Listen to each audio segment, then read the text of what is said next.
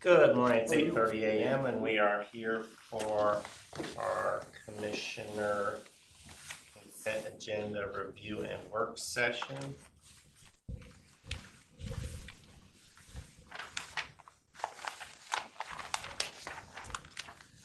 Caitlin, do we have any walk-ons this week? Yes, you have the walk-on from Central Services. It is the contract with Farmers Electric for the horse barn water upgrades for $84,154.71. It should be right on the top. Yeah, we got it.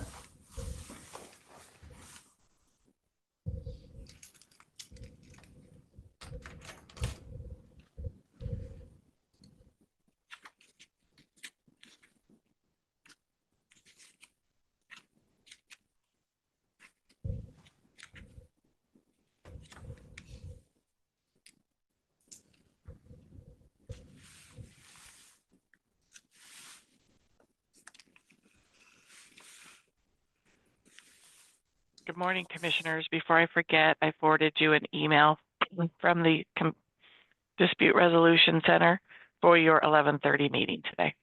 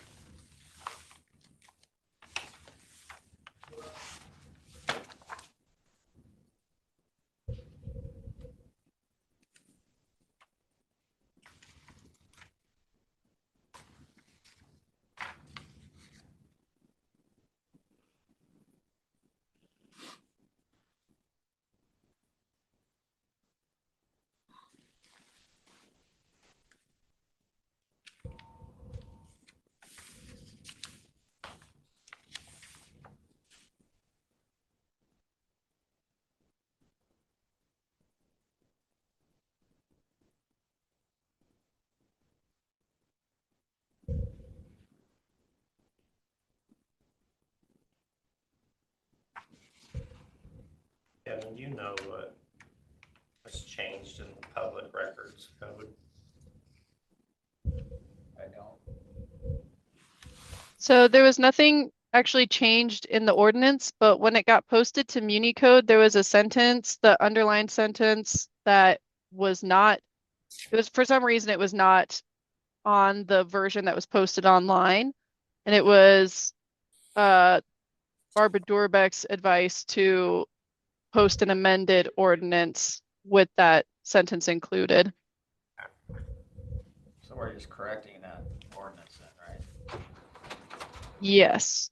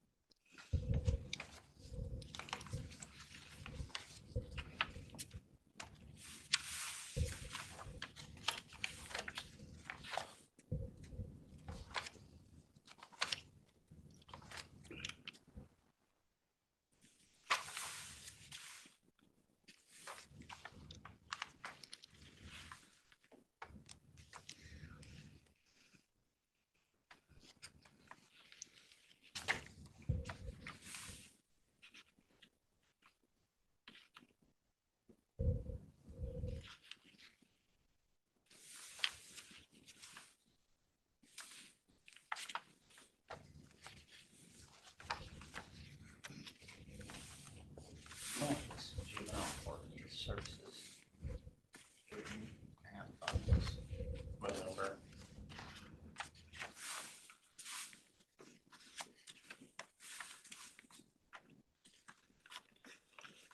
Caitlin, did you attach the LDC proposal to number 11? I only see a Dura. Yes, the LDC one should be in there.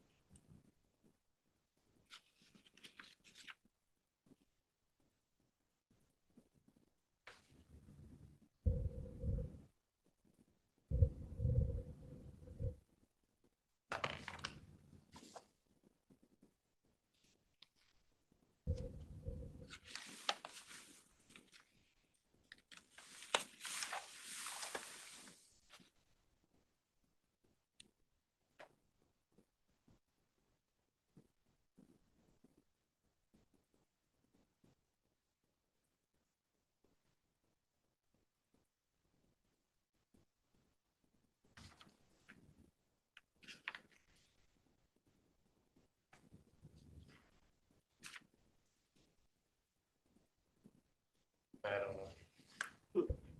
Seems like they would have brought this one up at some point. What's that? I don't know. Mandy, have you looked at number 16? Do you know if that fits in our policies?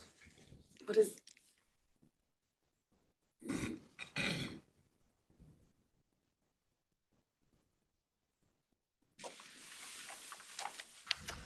I believe that is within the purview of that grant, that it covers those services. Talking about, for caterer? Yeah. Yeah. Yes.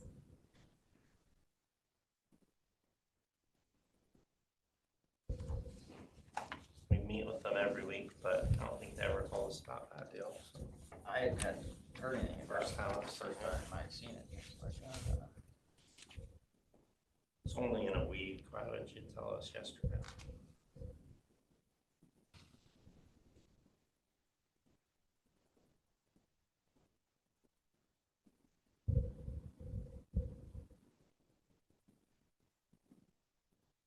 Public Works, any comments for your item? Nope. No, it's funding the startup and then the build out next year for the extraction.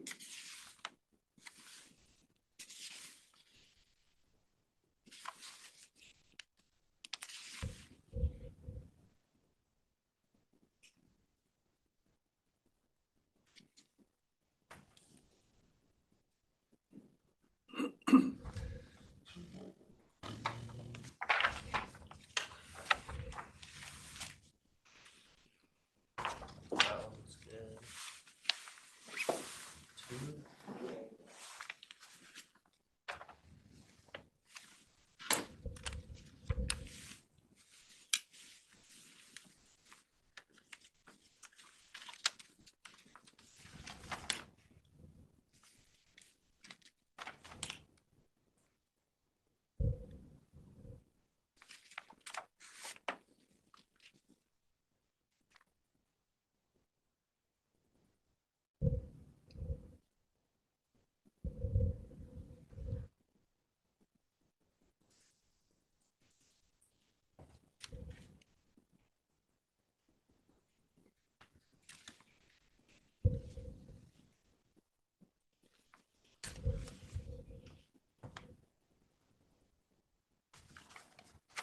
That's an expensive toy.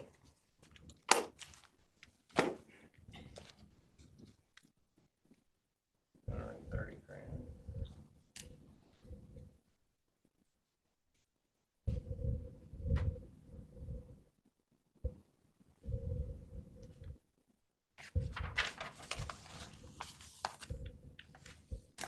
Okay. Any items in there you want to talk about?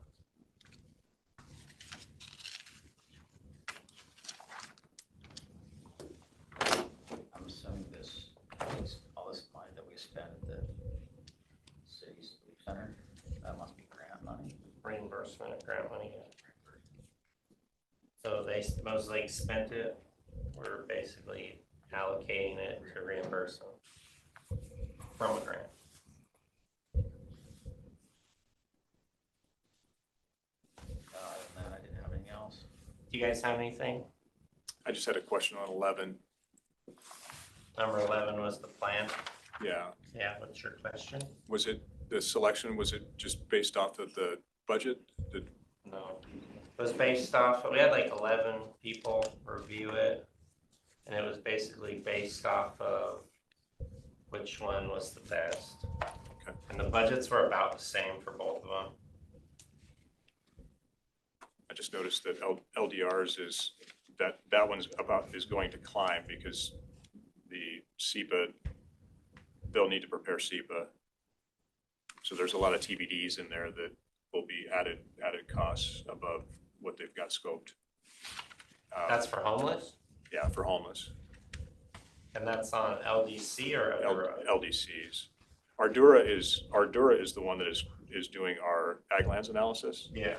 and also has done our mitigation work for shrub steps. So we have a standing relationship with that team.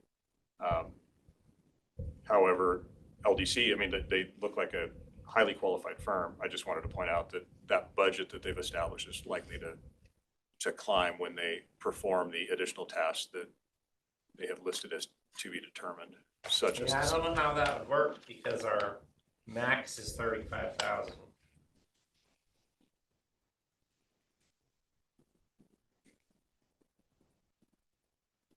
They're heavily leaning on staff to do that comprehensive plan amendment work. And what kind of time do you think that will take? It's a pretty heavy lift with all the other programs that we were doing in 2025. And Endura doesn't have that portion? No. And they are, again, they're commingled with work, comprehensive plan amendment work that we're already doing and contracted with them to do. So it would not be introducing a new consultant into our existing programs. Yeah. Caitlin, do you have the scoring available on these two? Yes, are you wanting like the overall percentage? Give me one moment.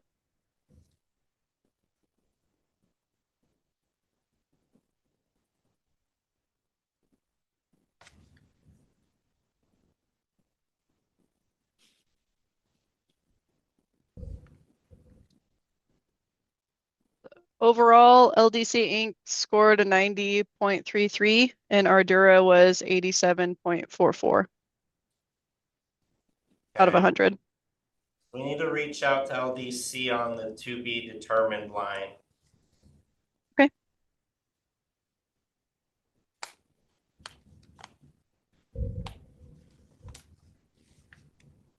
That's all. Yeah, that's all the questions I had.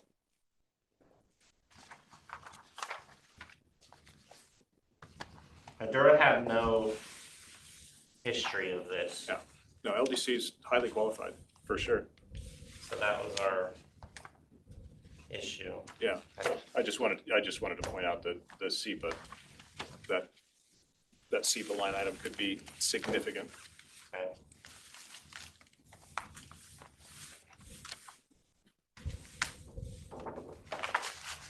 Anyone else? All right, Kevin, you got anything? No, I don't have anything else. Barb, you have anything for us? I think Barb does not have anything right now. Okay. She's not.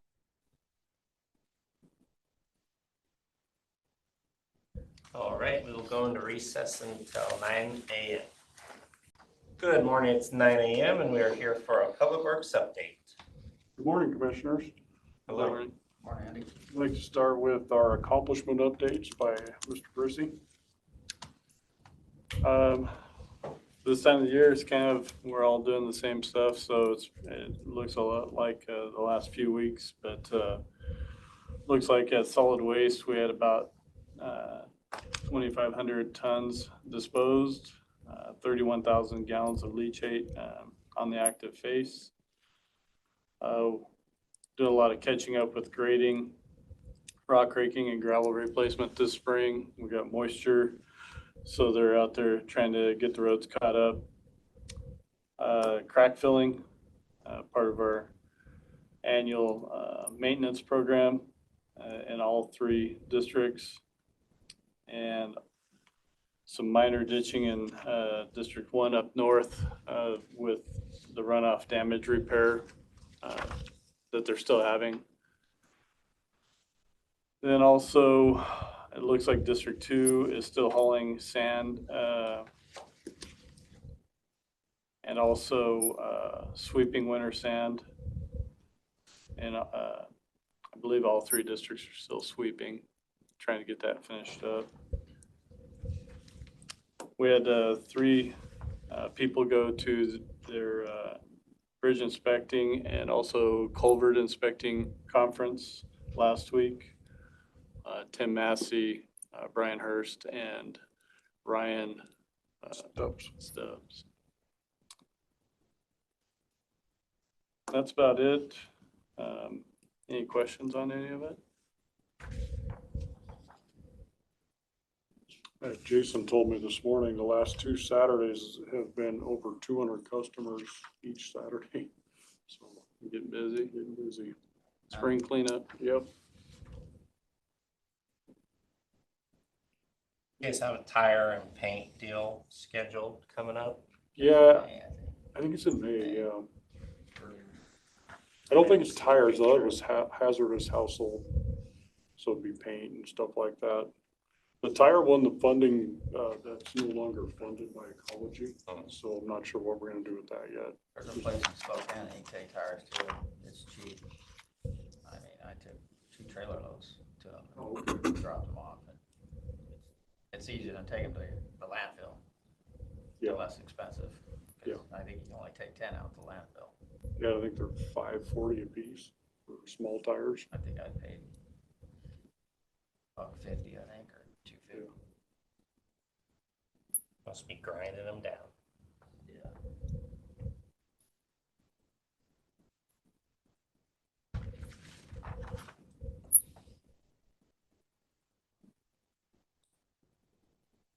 Are you getting your feet under you? Sort of. It takes a little while. Still feels like I'm drinking from a fire hose, but it's,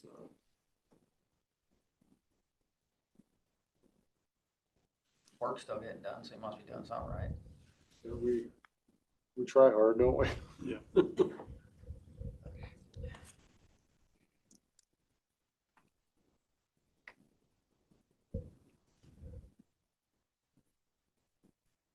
Did you guys have any questions on our one consent item?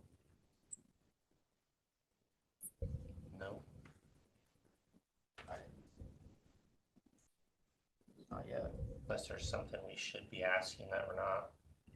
Something we should know. Well, we had, let's see, parametrics was out on Monday and we restarted the building. Everything came right on. Everything appears to be working. And on Tuesday, we had parametrics and Department of Ecology there. And as we started the system, we found some leaks in our water line. They've been sitting idle since 2017. So our new environmental tech has taken the lead. It's just Schedule 80 pipes. So he's taken off all the insulation. We're going to have all that repaired by county staff instead of contractor.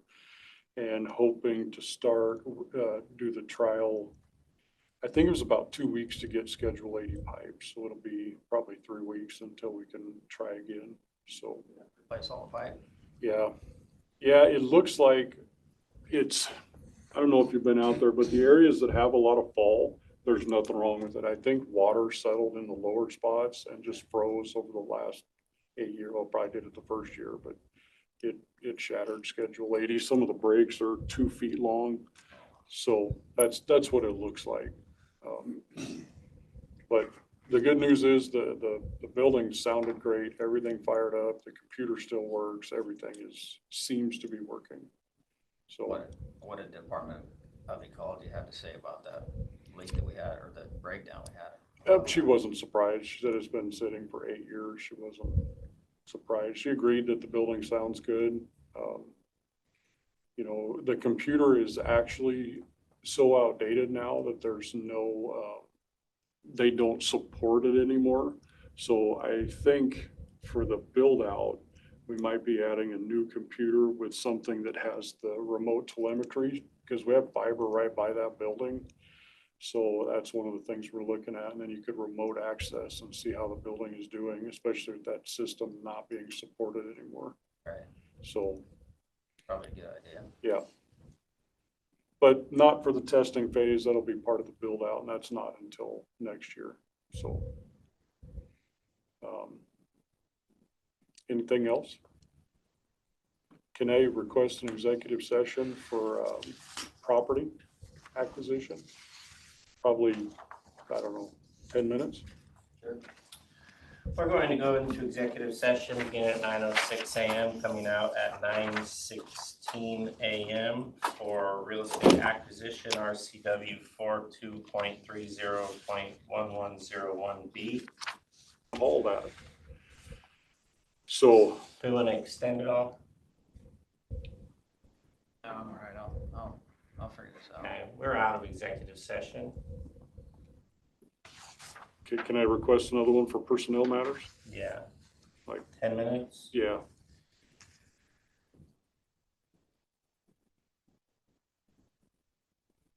We are going to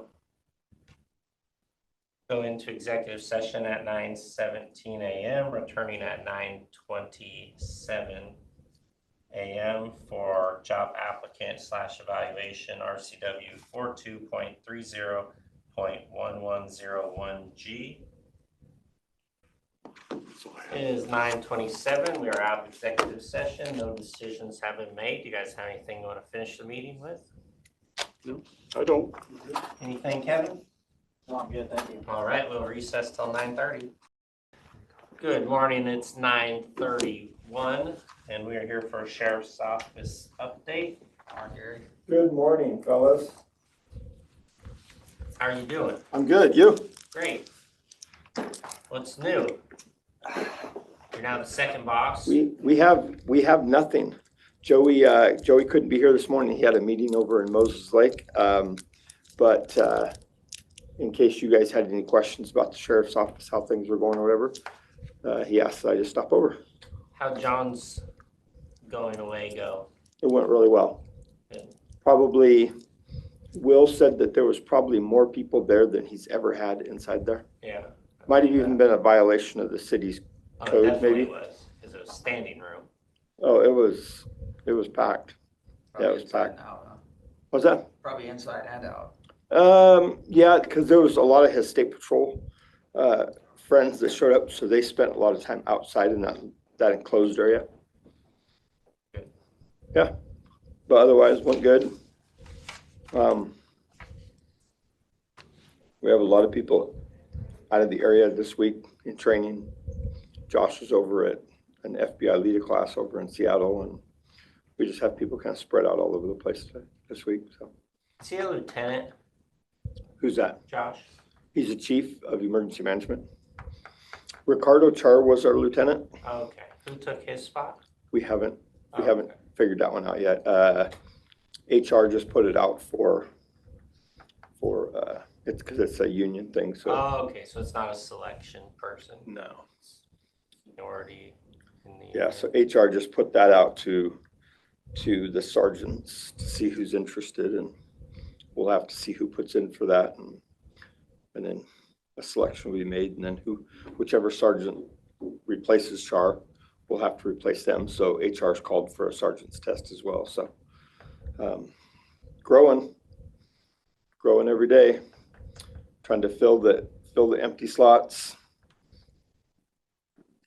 I think Joey just gave another offer yesterday to a corrections officer, so we're even one less short now. So yeah. Do you guys have any questions for the sheriff's office? I don't have anything. You been to the jail lately? I didn't make it up there last week. I was up there the week before. I tried to not go every week because I want to be able to see the progress. Yeah, it was cool to see the cell stack.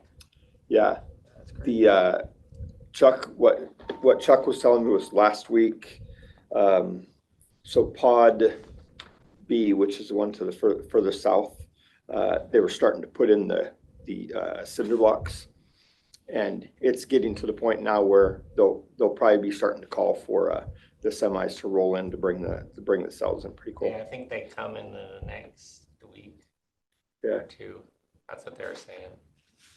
Seeing the progress and all the cells over on the north pod, and now you've got the journeymen that are coming in there to start plumbing all that, getting all that stuff done up. That's kind of cool. It is cool. Watching how fast it's going up. Huge.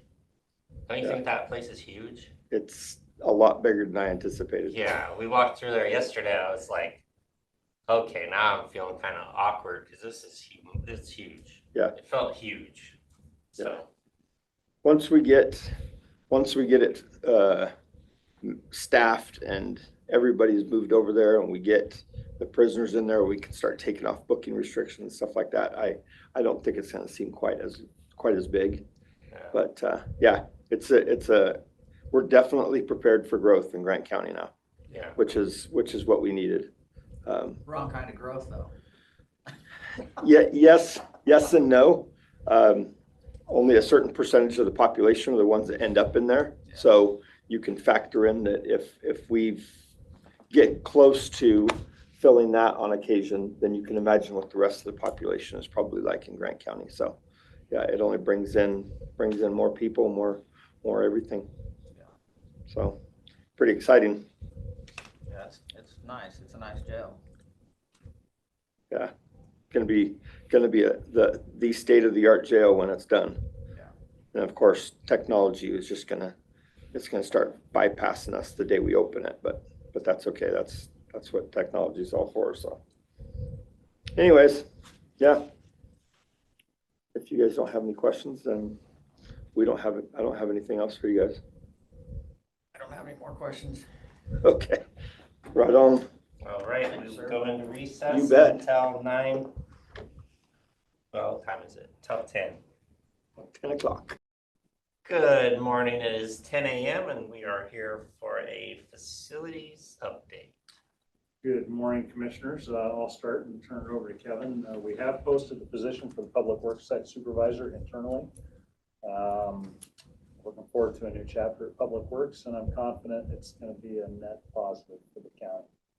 Later today, Kevin, myself, and Rob are supposed to go and look at Veteran Service and Wheeler Building to put together a game plan for moving youth services folks to Wheeler and get that taken care of. That's, you got that invite, right? I Okay, do. perfect. Do we want to just carpool in the van, or do you want to, Rob, do you want to take a separate vehicle, or?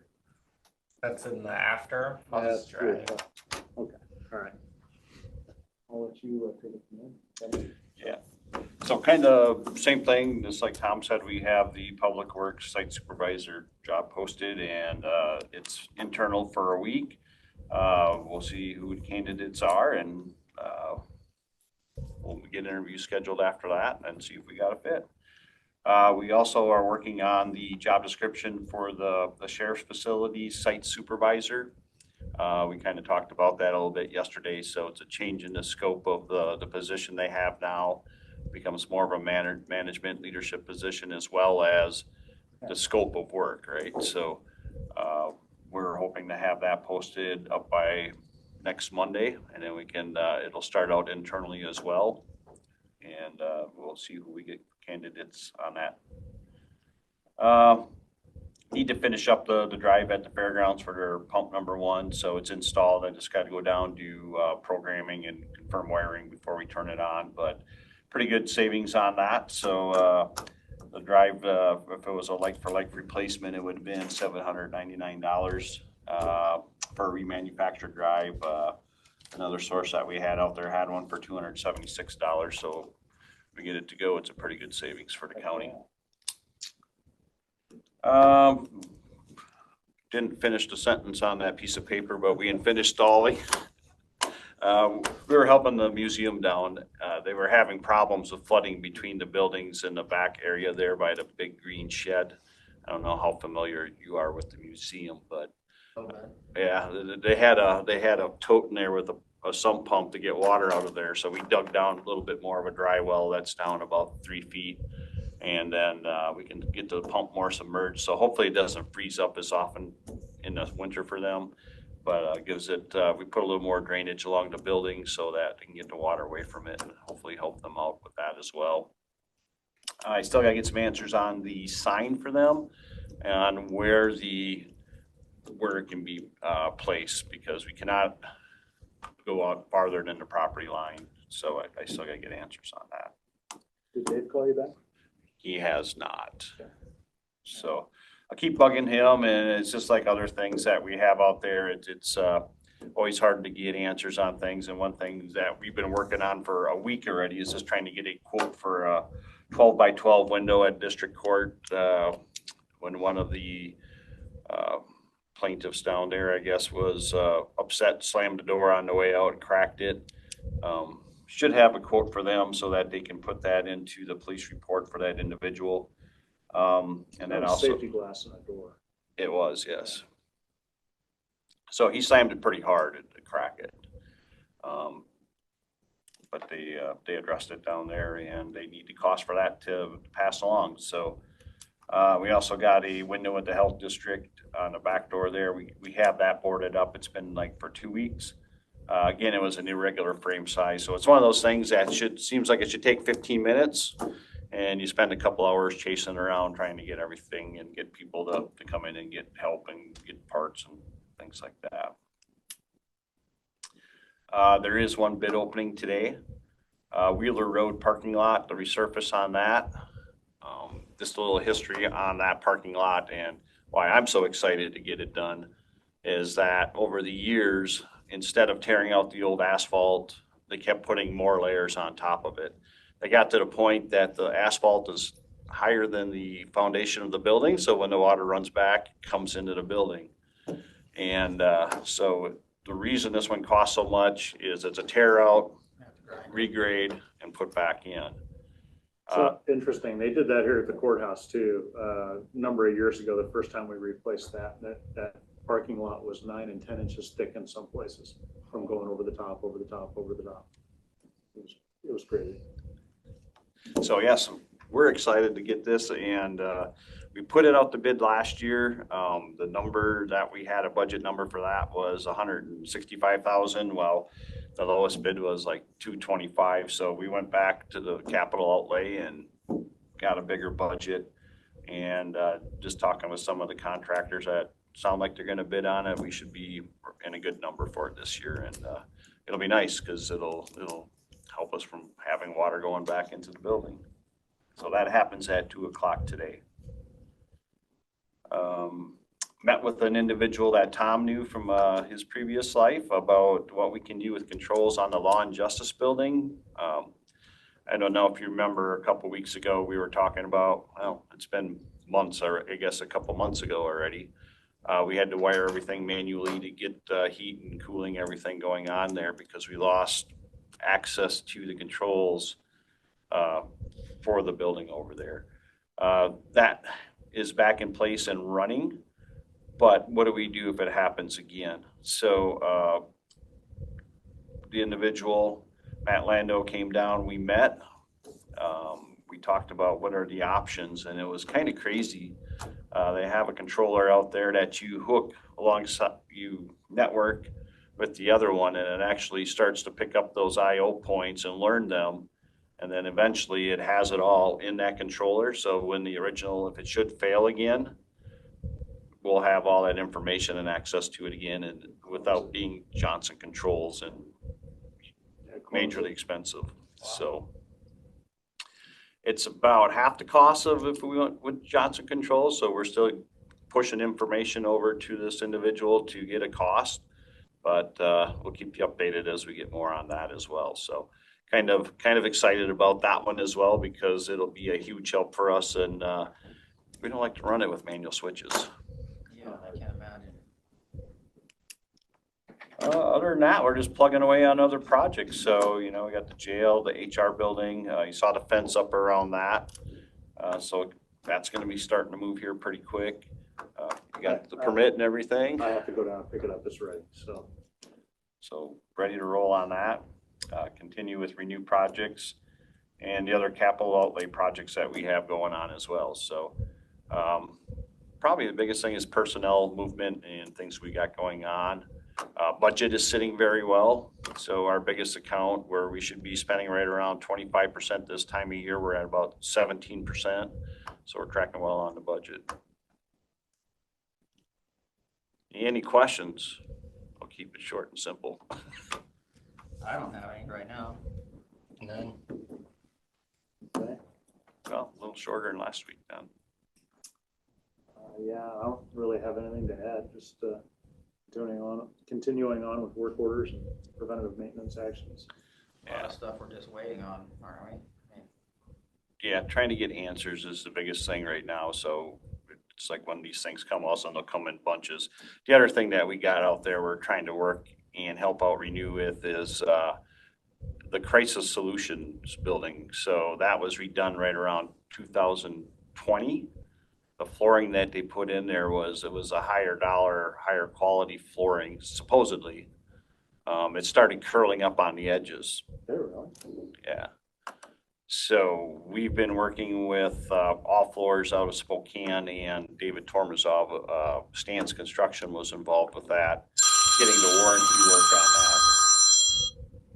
And So we got that all moving in the right direction. We're just trying to get the schedule for them to come in and do it. So the one thing that will happen with that is we will, it's going to be a lot of moving, and we'll grab some people from up here or wherever we have them and go down and help Jeff and Scott move all that furniture around, because it'll move pretty fast once they get going. Oh, yeah. And, but no, we need to get it done. Are they planning on just taking out a section, do the floor, and then move everything back over to that new section? And then Yeah, it'll probably be like in 4 sections. So, yeah, no, that's exactly it. Move it from here, put it over here, do it, move it back, move. It's just a lot of back work. What else? Anything? Well, and we're continuing with Public Works, I guess, continuing to get people up there to learn the fuel system. So, getting some engagement there. We got Abel working with it. Eli's getting involved with it as well. Public Works work orders are trending down, so we're getting traction there. But getting that fuel system wrapped up, asked for training for the waste oil heaters as well, since they're kind of a different animal than we're used to. So Jim's got 30 more trees coming into the fairgrounds, so this is gonna start working on the irrigation for that. On top of- where's he putting those at? I don't have the map. He on didn't the- know yet. So not anywhere you're gonna not need them while you're doing the fence. No, he knows to stay away from the fence, so, yeah. oh, join them guys are here. So no, I mean, that's pretty much what's going on. Always busy. Never a dull moment.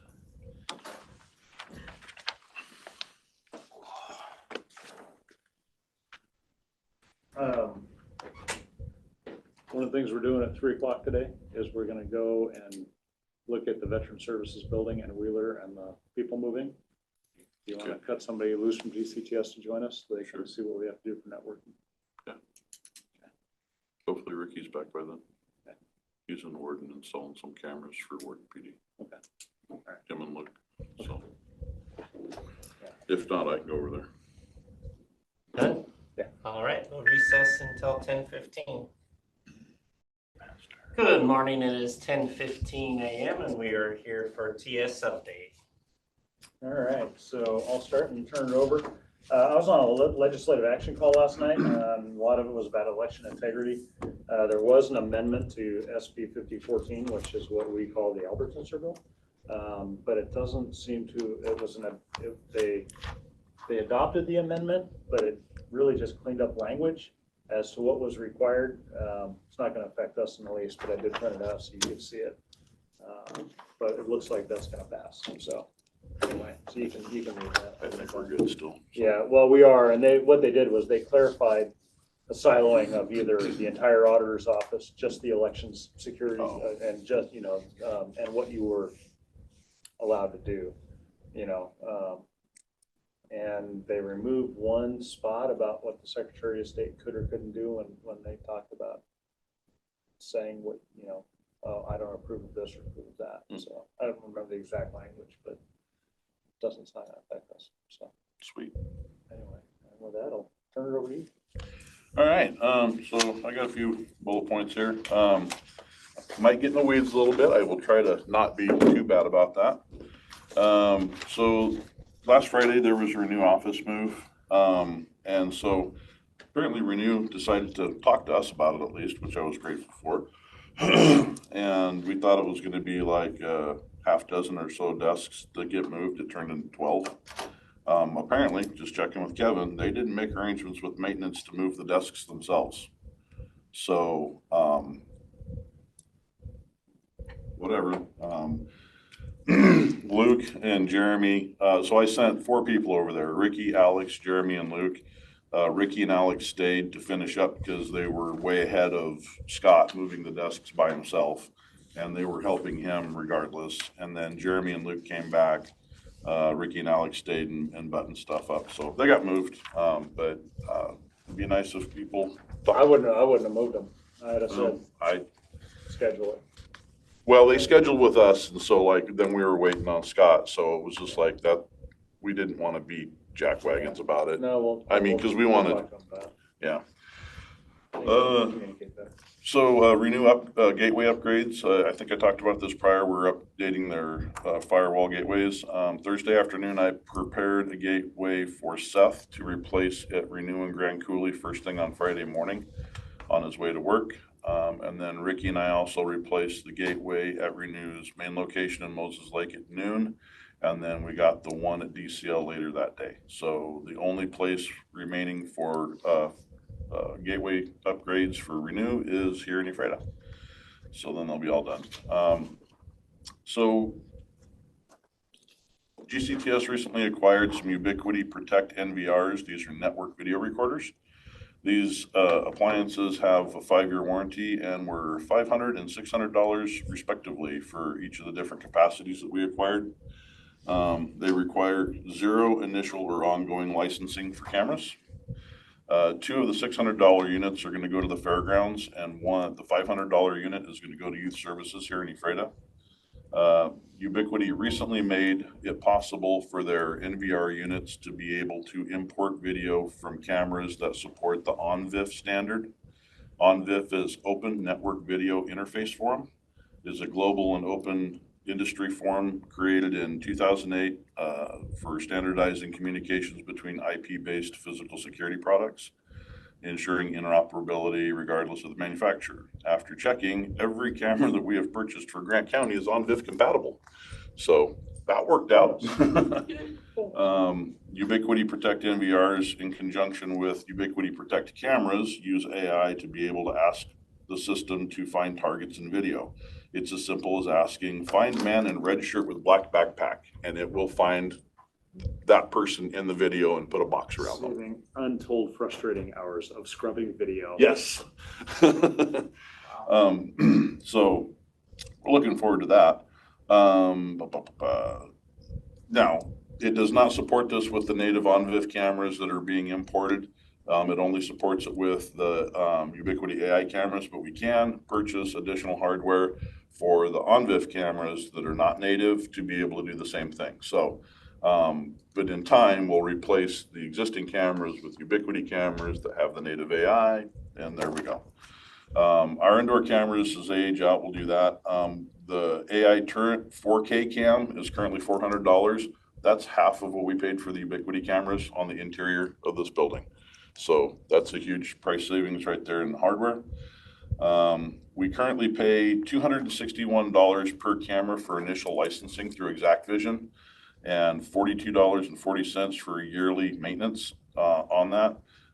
We currently have 264 cameras in our system, so the initial cost of licensing was just shy of $75,000 for all those cameras. And this is going to save us a little over $12,000 a year in annual licensing. So I thought that was a good thing. So Barracuda and umbrella stats. So discussed a little bit last week about how we're going to try and get those to you guys. Email and Barracuda. Last week we had, in the last 7 days, we had 55,000 total emails. 7,000 of those were blocked and quarantined. No virus emails were blocked or detected, I guess I should say. Web and umbrella, we blocked 950 website accesses out of 22 million. 77 blocks were categorized as security related, and of those, the majority of the sites were linked to phishing and malware. So 22 million people be surfing the web. well, it's kind of a stat that kind of throws you on a curve. Yeah. When you're on a given page, you could have multiple inputs from different sites, so it's a hard one to parse out. Advertising is the worst because Yeah. you can go to one page and get 50 different DNS hits. Yeah. Oh, okay, I got you. Yeah, so it's when people ask, where's this person been? On the internet. That's the best answer we can give sometimes. And now I'm going to kick this over to Keith because he's got some updates on some ticketing information and some application stuff. All right. Well, putting these into graphs have been kind of fun. As you can see, I was hoping to have this all on one page, but when I printed it, I failed to click the checkbox there for one page. But since we moved to Spiceworks software as a service in the cloud, We've had 11,480 tickets. In the last week, though, we have had 83. Our guys have closed out 43 of those, which puts us at 58% closed. The interesting thing is seeing the top 10 ticket creators, and as you can see, Larissa, this is the HR updates that they do. So it's really good to see this, because that means, you know, we are getting that communication, which I've talked about in the past. In the past, it hasn't been great, but Larissa has been a rock star with this, and it really shows in here. Evan has been, once again, he's been, you know, retaining his title as ticket master, and Seth is just slightly behind him. They really jam out the tickets. He's on the prowl. Evan's got to watch out. And then I ran an analysis for the last 3 months of our ticket history and, you know, our trends. And a couple of weeks ago, 2 or 3 weeks ago, maybe, I was saying that, you know, our ticket queue had just increased phenomenally. And you can see that spike in here. For whatever reason, I don't know why, but our tickets just 40 plus tickets than average, higher than average. Is that right after the network bug when we lost a bunch of connectivity? It was, but I talked to the guys about it. They said it wasn't related to that. It was just random weirdness. It didn't, like, oh, I had a printer thing, or can you? Yeah. It was just all over the place. Jabber. Yep. Jabber. Yes. Then coming up next week is the Laserfish and Power Conference. From our office, it's going to be Evan, Seth, and myself who will be going. Really looking forward to it. Not only it's a fun event to go to because you get to meet a lot of people in like industries, but it's very educational. And this is going to be like drinking from the water hose for Seth, because but I think he's going to like it. He's very technically minded, and this fits his wheelhouse very well. So I'm looking forward to having another person sharing some of that load with Laserfish. Load, yeah. Absolutely. Work with Tyler ERP. My involvement in the last couple of weeks has been trying to get user imports. So importing all of our users into the ERP system. And I was banging my head on my desk for the last couple of weeks trying to follow their documentation. And it turns out they gave me the wrong documentation. Once they provided the proper documentation, it went really easy. But it took them 2 weeks to figure that out. You know, Tyler is that multifaceted company, and some of their facets are very bright and shiny, like our MDR product, and others are, some of them are should stay in the shadow.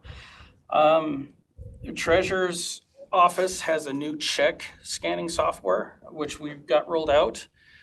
This will allow them to scan checks, and it helps to automate the deposits and ensure accuracy on their deposits and everything like that.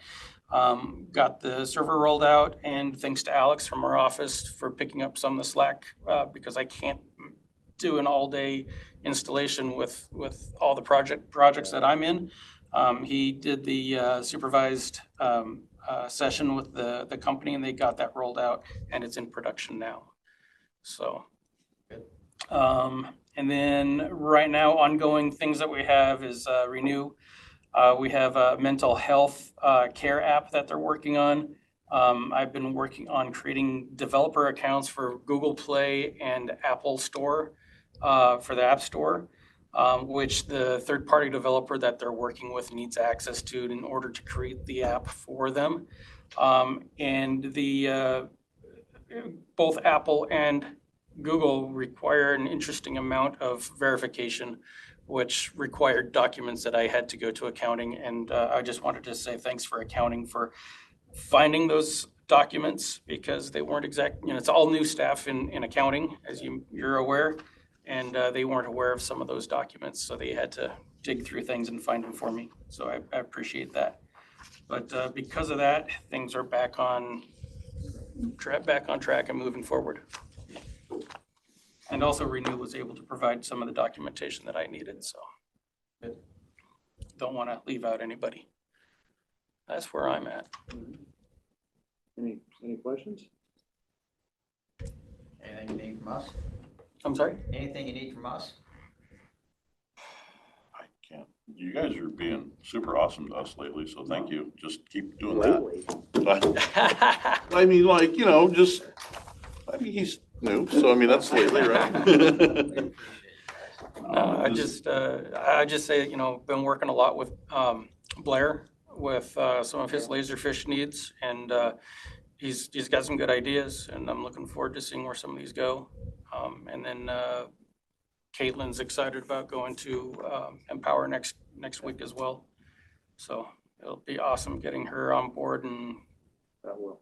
yeah, she's very technically driven, and she's not afraid to try new things, and I appreciate that. And she's super sharp, so She's definitely an asset for us. yes, yes. When you ask her to do something, it's on your desk before you're done talking to her about it. It's amazing, so we Oh, appreciate that. and I gotta like take a hit. When I had my network kerfuffle here a few weeks back, I missed 3 of the door control panels that I found for Kevin yesterday, and they are now functional. Right on. So I was like, oh yeah, I will be right on that. So I got one of them fixed before our meeting yesterday, so that made me feel good. So that was really quick to get that one done. So whoops. Good. It's 3 out of how many thousands of network devices we have? A lot. A lot. But I mean, those were like super important. Like, if we were to like disable someone, they could have still gotten in a few doors. So now that's been fixed. So, my bad.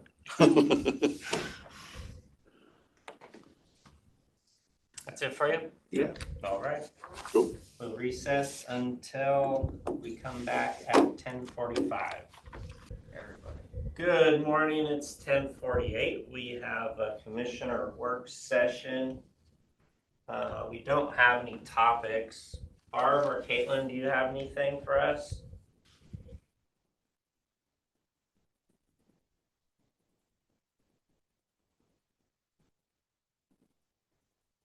So it would be a no. I'm sorry. Wait, I'm so sorry. I could not get my thing to unmute. I guess I did just want to ask you guys. So Blair was asking about that conference in Leavenworth, the one that Cindy goes to, the WCRG thing. Yeah, we talked about that yesterday. Yes, and Cindy had said to Blair that he could potentially pay for the hotel and the travel out of the miscellaneous general government fund. Is that, so I'm talking to Mandy right now to figure out where it would, like what line it would come from, because there's not actually a line for travel. Would it go in for some training or anything like that out of another budget? Out of our training budget? Out of the commissioner's office? Is that what you were? Out of the 105. Let me.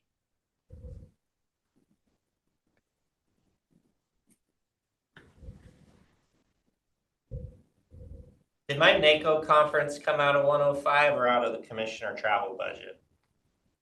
I believe yours came out of the commissioner travel budget. I think the only thing that I have ever paid for out of that 105 budget, oh, your travel, sorry, came out of the BOCC, but the actual cost of the leadership course came out of the 105, I believe.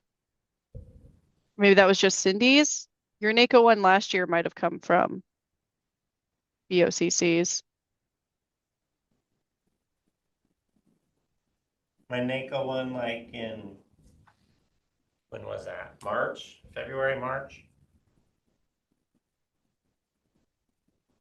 Let me look at last year's budget.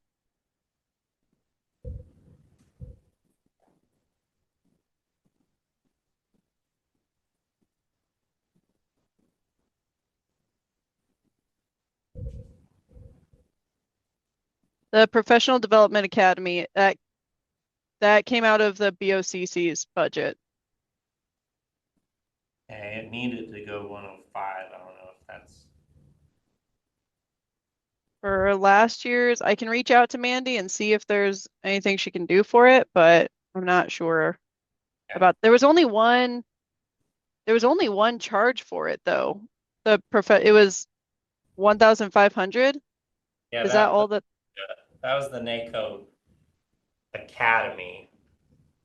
But then I went to the NACO conference, part of the training, so I was kind of just curious on that The one that you just went to in DC, this yeah. year? Yeah, I was just curious.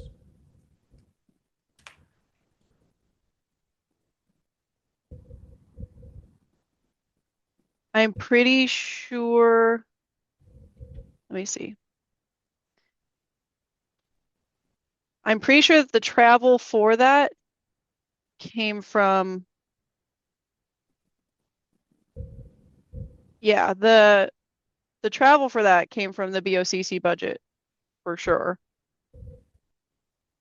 That was the 598. And then there was another one for $1,000 that said NACO/NCW Tech for you. And that one also came out of the BOCC budget. The only thing that I have ever done in the 105 budget was the professional development courses for this year. That was that $10,000 one that was on consent. Okay.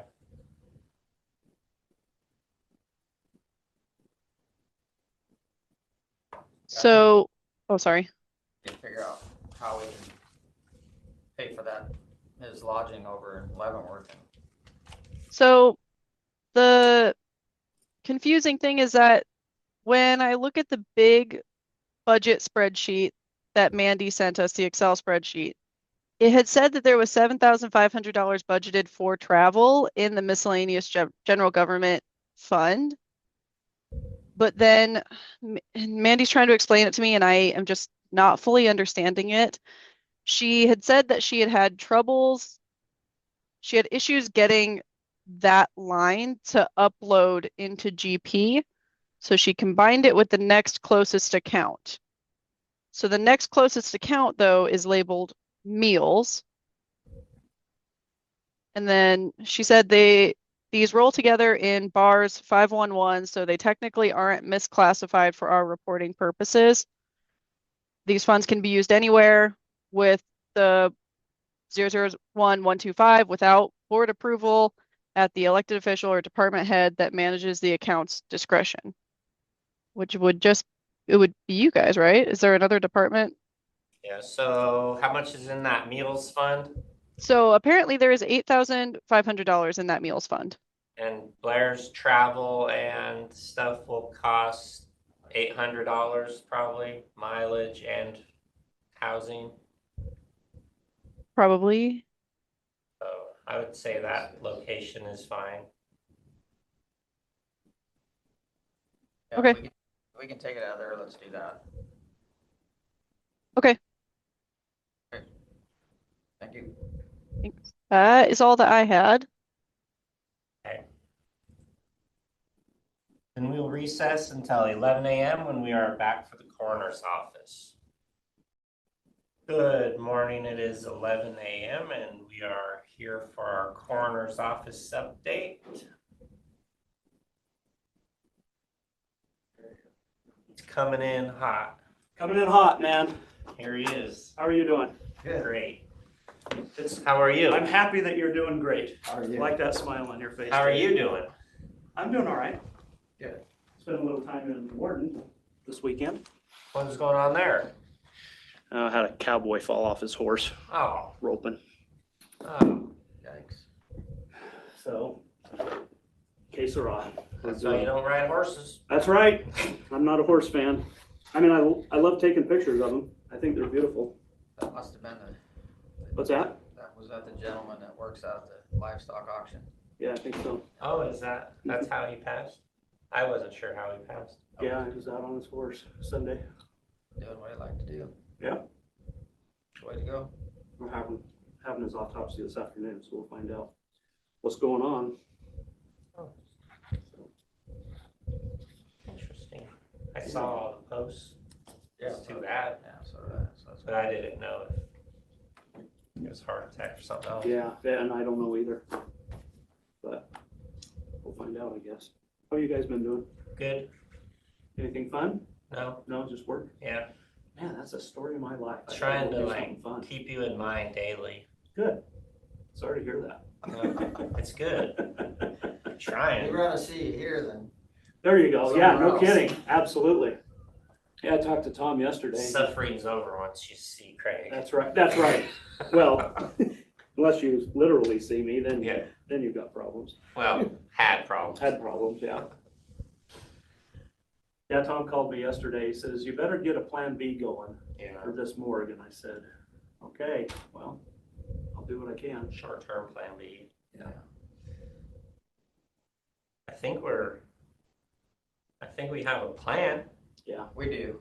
It's just It's taking just- a little bit longer than Yeah. I'd hoped. We're gonna do a pre-op meeting with the city Okay. about that Kittleson property. And I've got a plan B from that.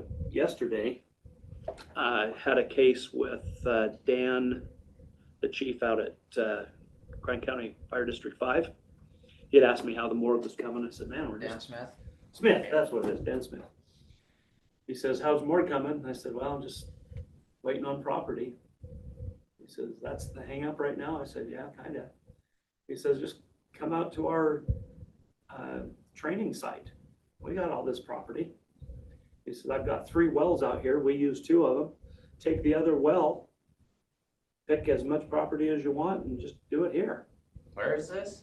at the training center for Grant County. Where's their training center at? So if you leave Grant County 5 and you turn left on Nelson Road and you head toward N, past the LDS church on the right, as soon as you get to N, you just keep going straight Oh, and it's off to so the, that's gonna be county, it'll be so county, no city. Yeah. right, it's county property, No sewer, that's the problem.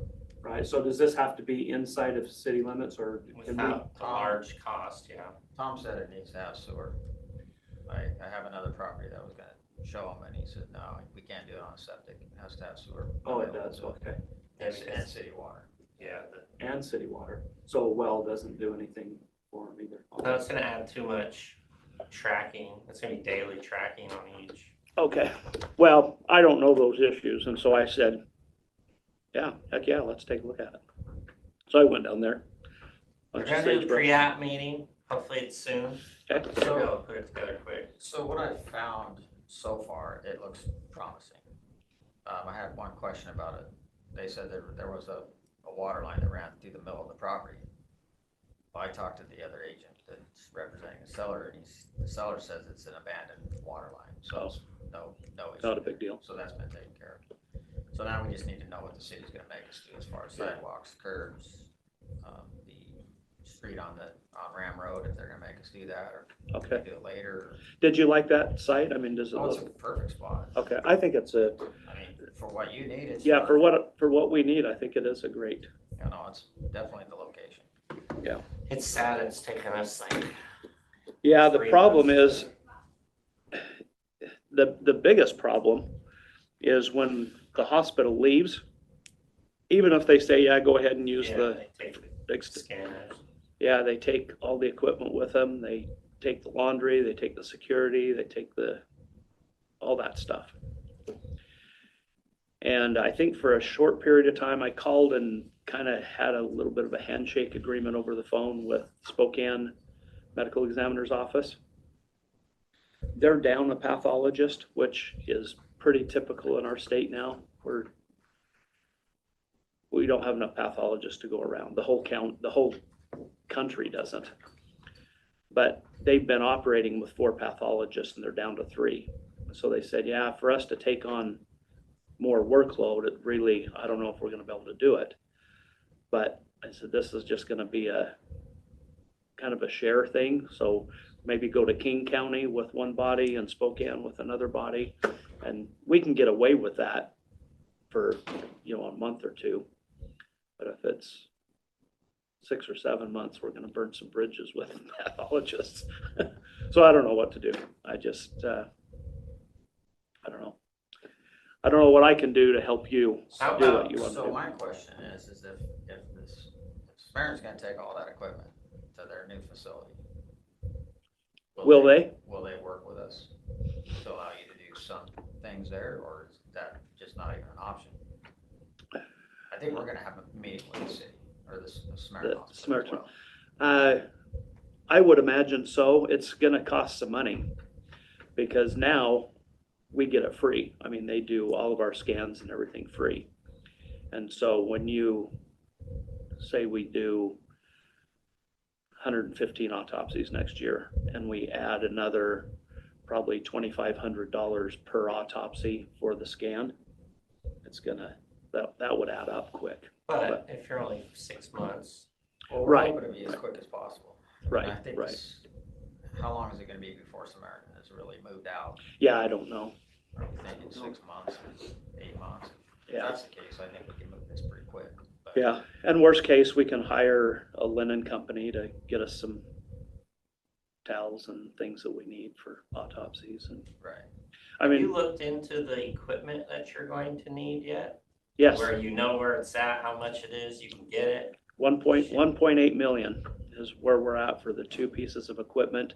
They need, one needs 6 months in advance So we should and one probably, needs 8 months in advance, Oh, so that they get the walls the right diameter, that one of them is a lead lined, whatever it is.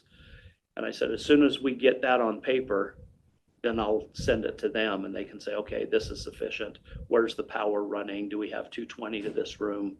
That kind of stuff. But yeah, I mean, All we need to know is the equipment and the amount of power they're gonna need for it and the space, yeah, for that. yeah. And the nice thing about our office is we so don't take need 8 the months order time? order and install time, because they're the ones that come and install it. And they're also the ones that train on it. And the nice thing about that is we don't need the 32 slice machine. We get away with the 8 or the 16, which is the older equipment, because we don't care how much radiation we're putting out. You know, the patients that are alive do. And so they've got backups to backups, and that's not gonna be an issue. So getting the equipment, I don't think is gonna be a big issue. You might get the turnaround, have it on site, how long that takes. Okay, So if it is 6 months to get it on site, we at least get the order started. yeah, Schedule that. Once we start construction, then we'll know. okay. Have a pretty good So at idea. what point do you want me to get that, I would start say- paying for it? I would say the minute we break ground. I mean, Okay, depending on the construction Sure. schedule. Okay. And then Tom will let you know that. yeah, they seem pretty easy to work with, and when I talked to Tom about it, it wasn't a big deal just to they just say, okay, I need this in this room and this big.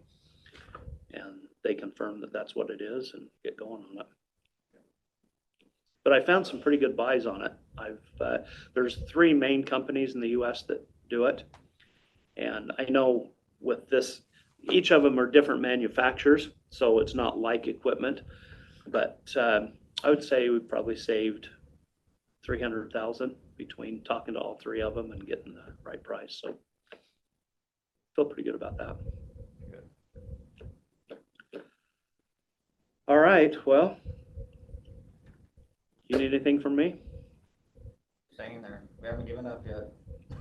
Okay, well, hang in there. We're gonna make it happen. Yeah, I hope this property works. If this doesn't, It's going to. Let's not talk about that. okay, We're gonna make it work. okay. That's where it needs to be. Okay. It's the right spot. And how did the property out at, by the college work out? Wasn't going to. Oh, really? No, Okay, they realized that they had to have FAA approval and it might take months to get. oh, yeah. So it was a time issue more than anything. Okay, And location, I think after I learned what I did from you, I think it makes more sense to have it at work on Kittleson. yeah, it's just It makes the most sense. that 17 and 90 corridor is, Close to the hospital. yeah, I mean, that's where we do all our business. And I know Tom would really like us to just say, okay, let's do it out at the jail. Personally, I'd be okay with it, but I just look into the future and say, 15 years from now, somebody's gonna say, okay, who's the SOB that decided we needed the morgue here? Because 75% of the stuff we do is Moses Lake. So when we're going to talk to doctors, getting records, and it's always a trip to It's Moses gonna Lake. cost you more. If it was over here. It would definitely be at least an employee more to do that, and I think over time it makes sense. So, Yeah, at least an employee. When we did the math, it was several $100,000 more to put it in Ephrata, just to put it in Ephrata a year, Yeah. so. and we did our due diligence. I mean, we took a month, and whoever was on call would make a note. Okay, this is where this call is. Calculate the time and miles to go here and then go back and go back. And so each of us did this for a month, and It's significant. we didn't realize how significant it was. I'm glad we did it. I did it for 22 years.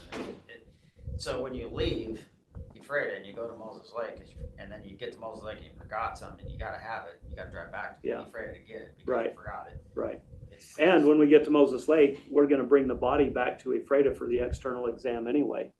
And then they've chosen a funeral home in Moses Lake, so you gotta take 'em you're back. just going back and forth, and it's just crazy. Doesn't make sense.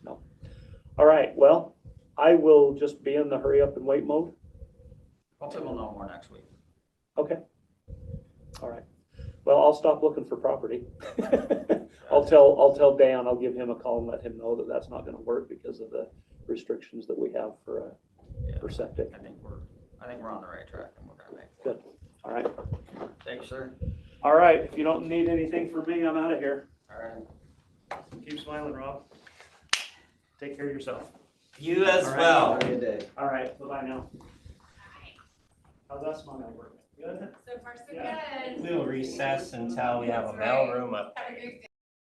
Good morning, it's 11:16 a.m. and we are here for a mailroom update. Hello, Morning. Morning. what's new in the mailroom? Still got Nothing mail? really, yeah, it's still just mail coming in now, so. I heard you got boxes of mail. Yeah, lots of stuff from the for the treasurers, so. Got their stuff coming in. I don't remember what it is, but stuff. Just mail. Yeah.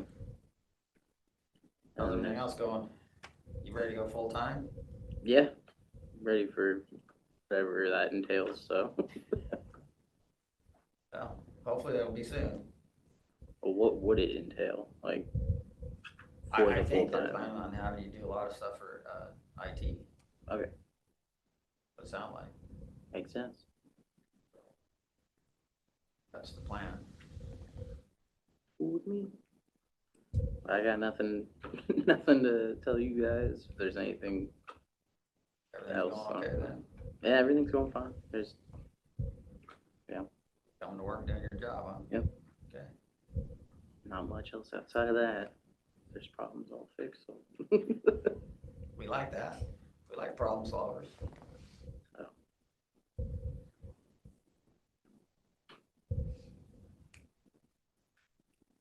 You have anything?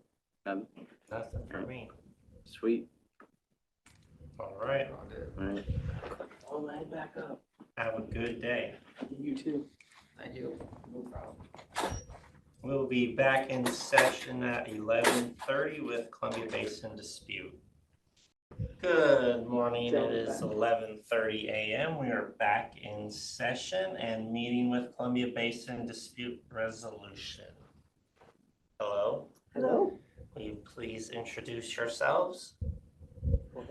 my name is Donna Pierce, and I'm on the board and a mediator.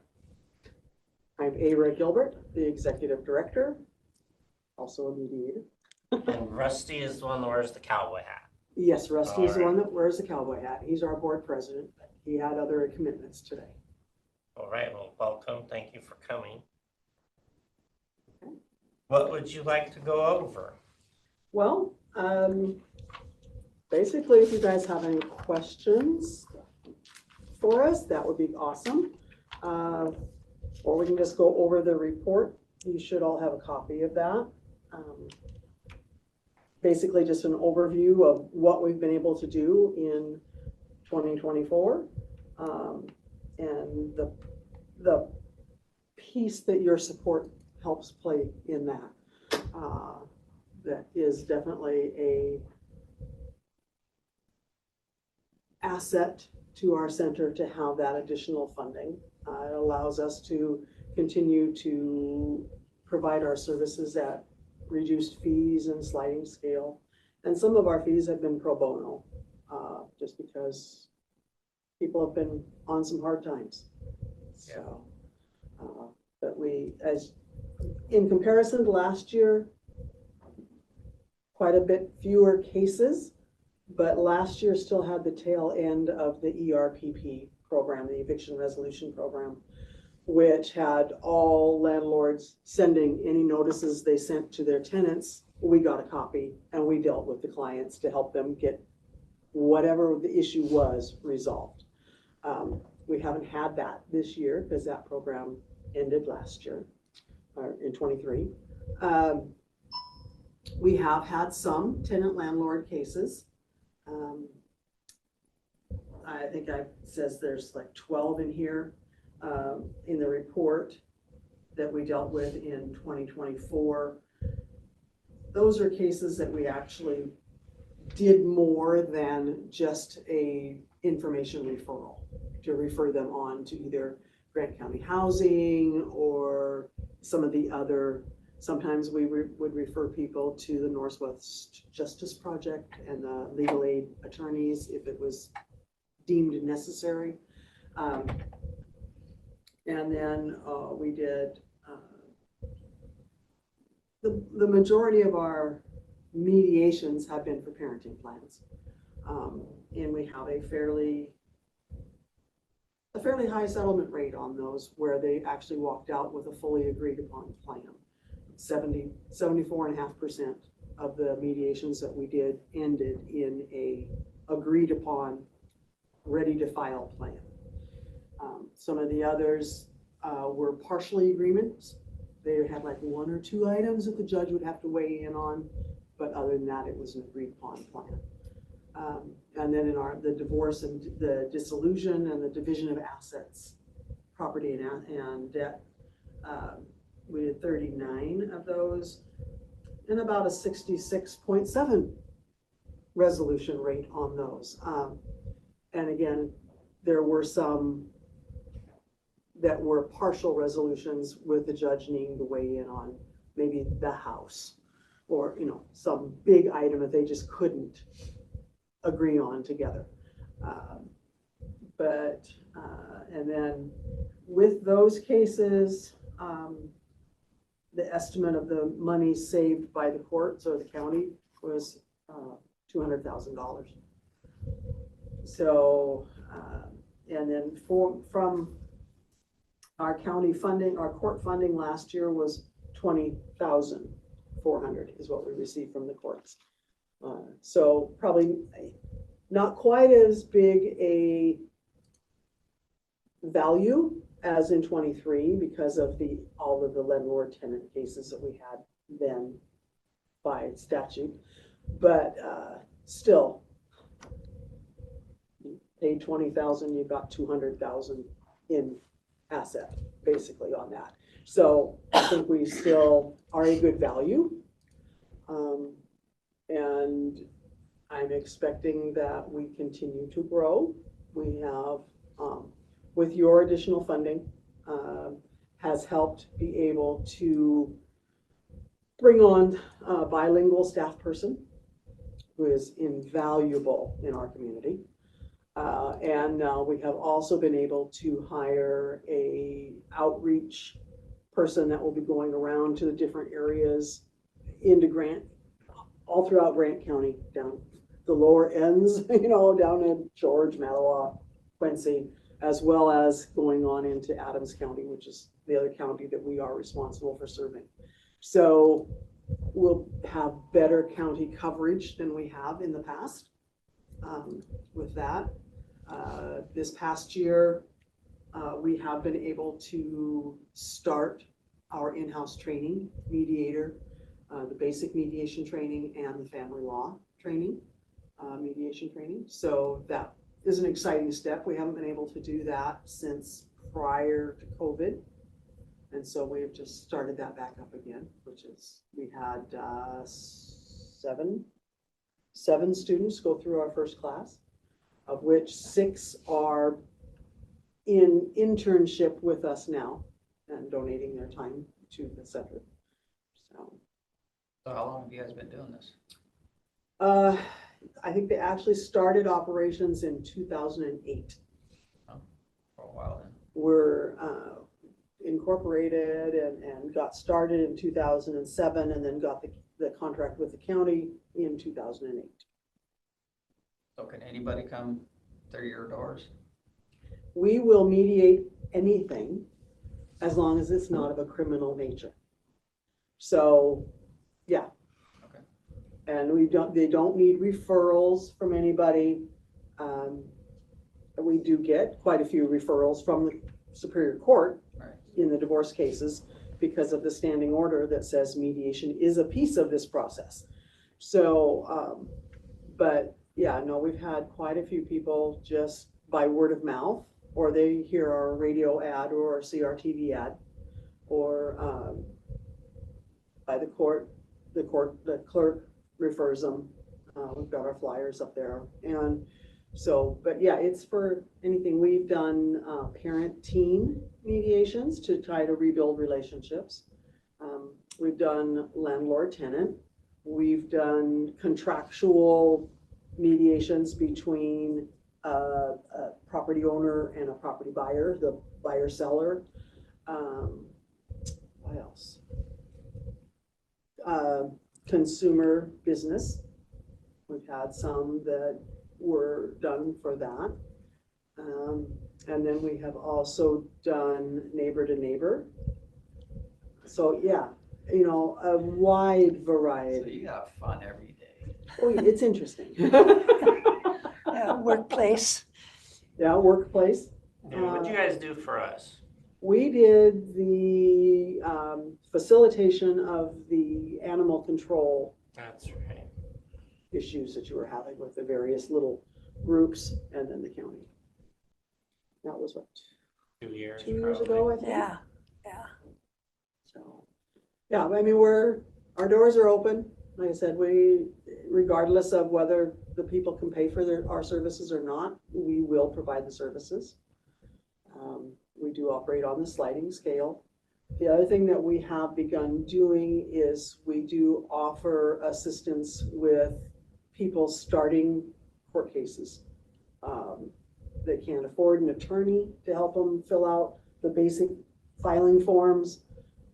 We'll scribe those for them. We'll, you know, kind of go through and explain the form, because some of them just don't have a clue on the form. Sure. So we just help them read through the form, make sure they understand it, and then we will enter on the computer, so it's a nice clean form, whatever it is that they want on that form. So we're not stepping into the legal realm of. You're just filling in the blanks. We're just filling in the blanks for them, and letting them know, you know, for this type of a case, these particular forms are needed, because that can be overwhelming when you look at, you know, stack of court forms or a whole page of court forms.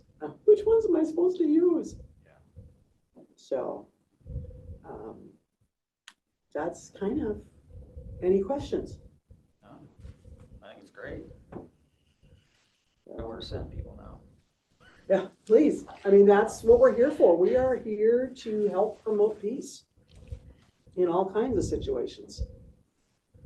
So, but, and I did include in the report the activity summary through Resolution Washington, which is kind of, that's the membership association that we belong to. I couldn't think of the word.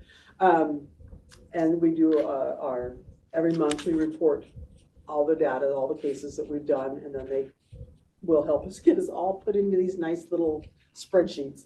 So, and then the mediation evaluation summary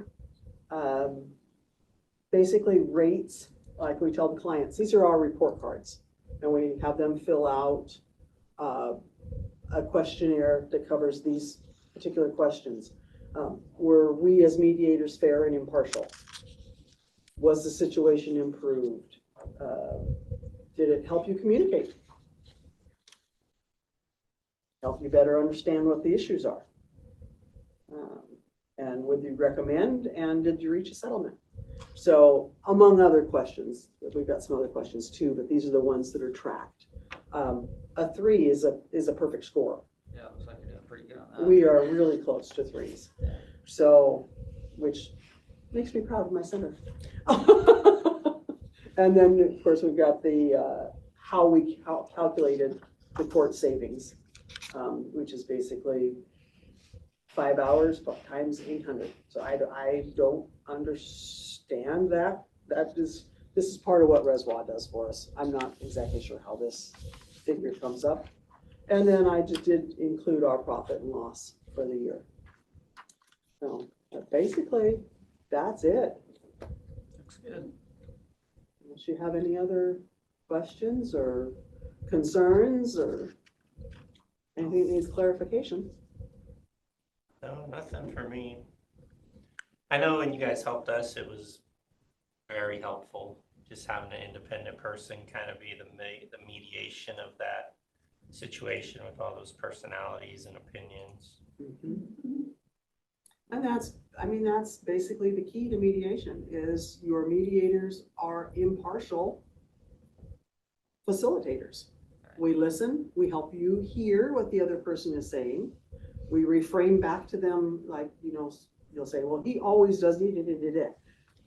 So we'll talk back to them and say, so we heard you say you think that he does this, this, or this, and how does that make you feel? I mean, so you bring in all of those conversation, active listening pieces to where the people feel like sometimes it's the first time they've been heard. Or sometimes it's the first time they understand what the other person is saying. We've sat at the table and, have the opening statements and have people say something. We'll reframe it back and, yeah, that's what I'm saying. And you can watch the other person and he goes, that's what you've been saying all this time? Didn't have a clue, and it's a simple communication issue. So that's what we do. I have some tenants I'd like you to mediate me with. Maybe I'm just misunderstanding their lack of payment.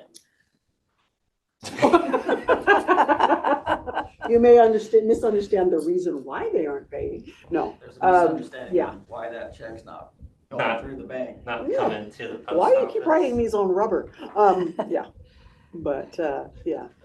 Oh, in fact, we're working with a landlord tenant right now.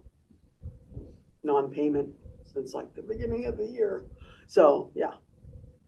I mean, those things are always, and we've done to landlord tenant ones that were just not about money, but about just not following the lease. Yeah. Bringing in other people, bringing in pets, trashing the place, all of those kinds of things.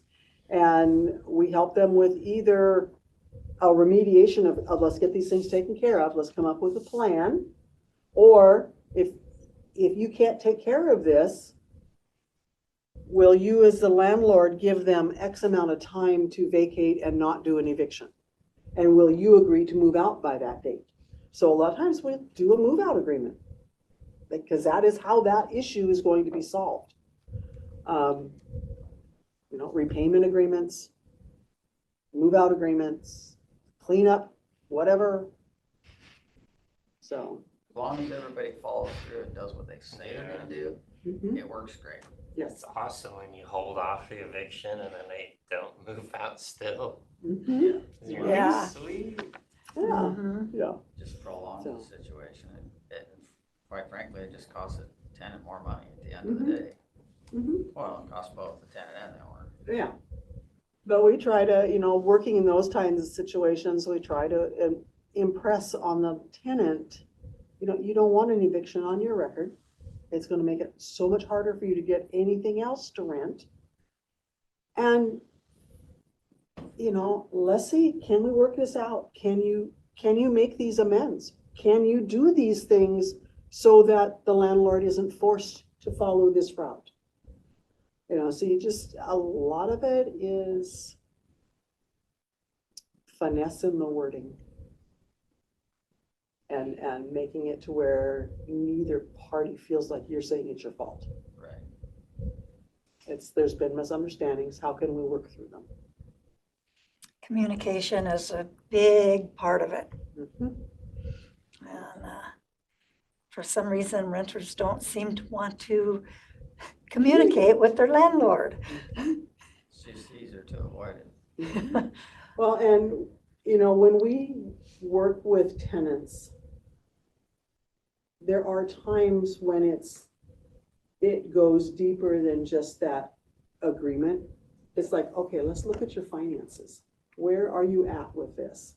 Okay, you say you want to repay them. Okay, great. I'm sure the landlord would love to get that back rent. How are you going to do that?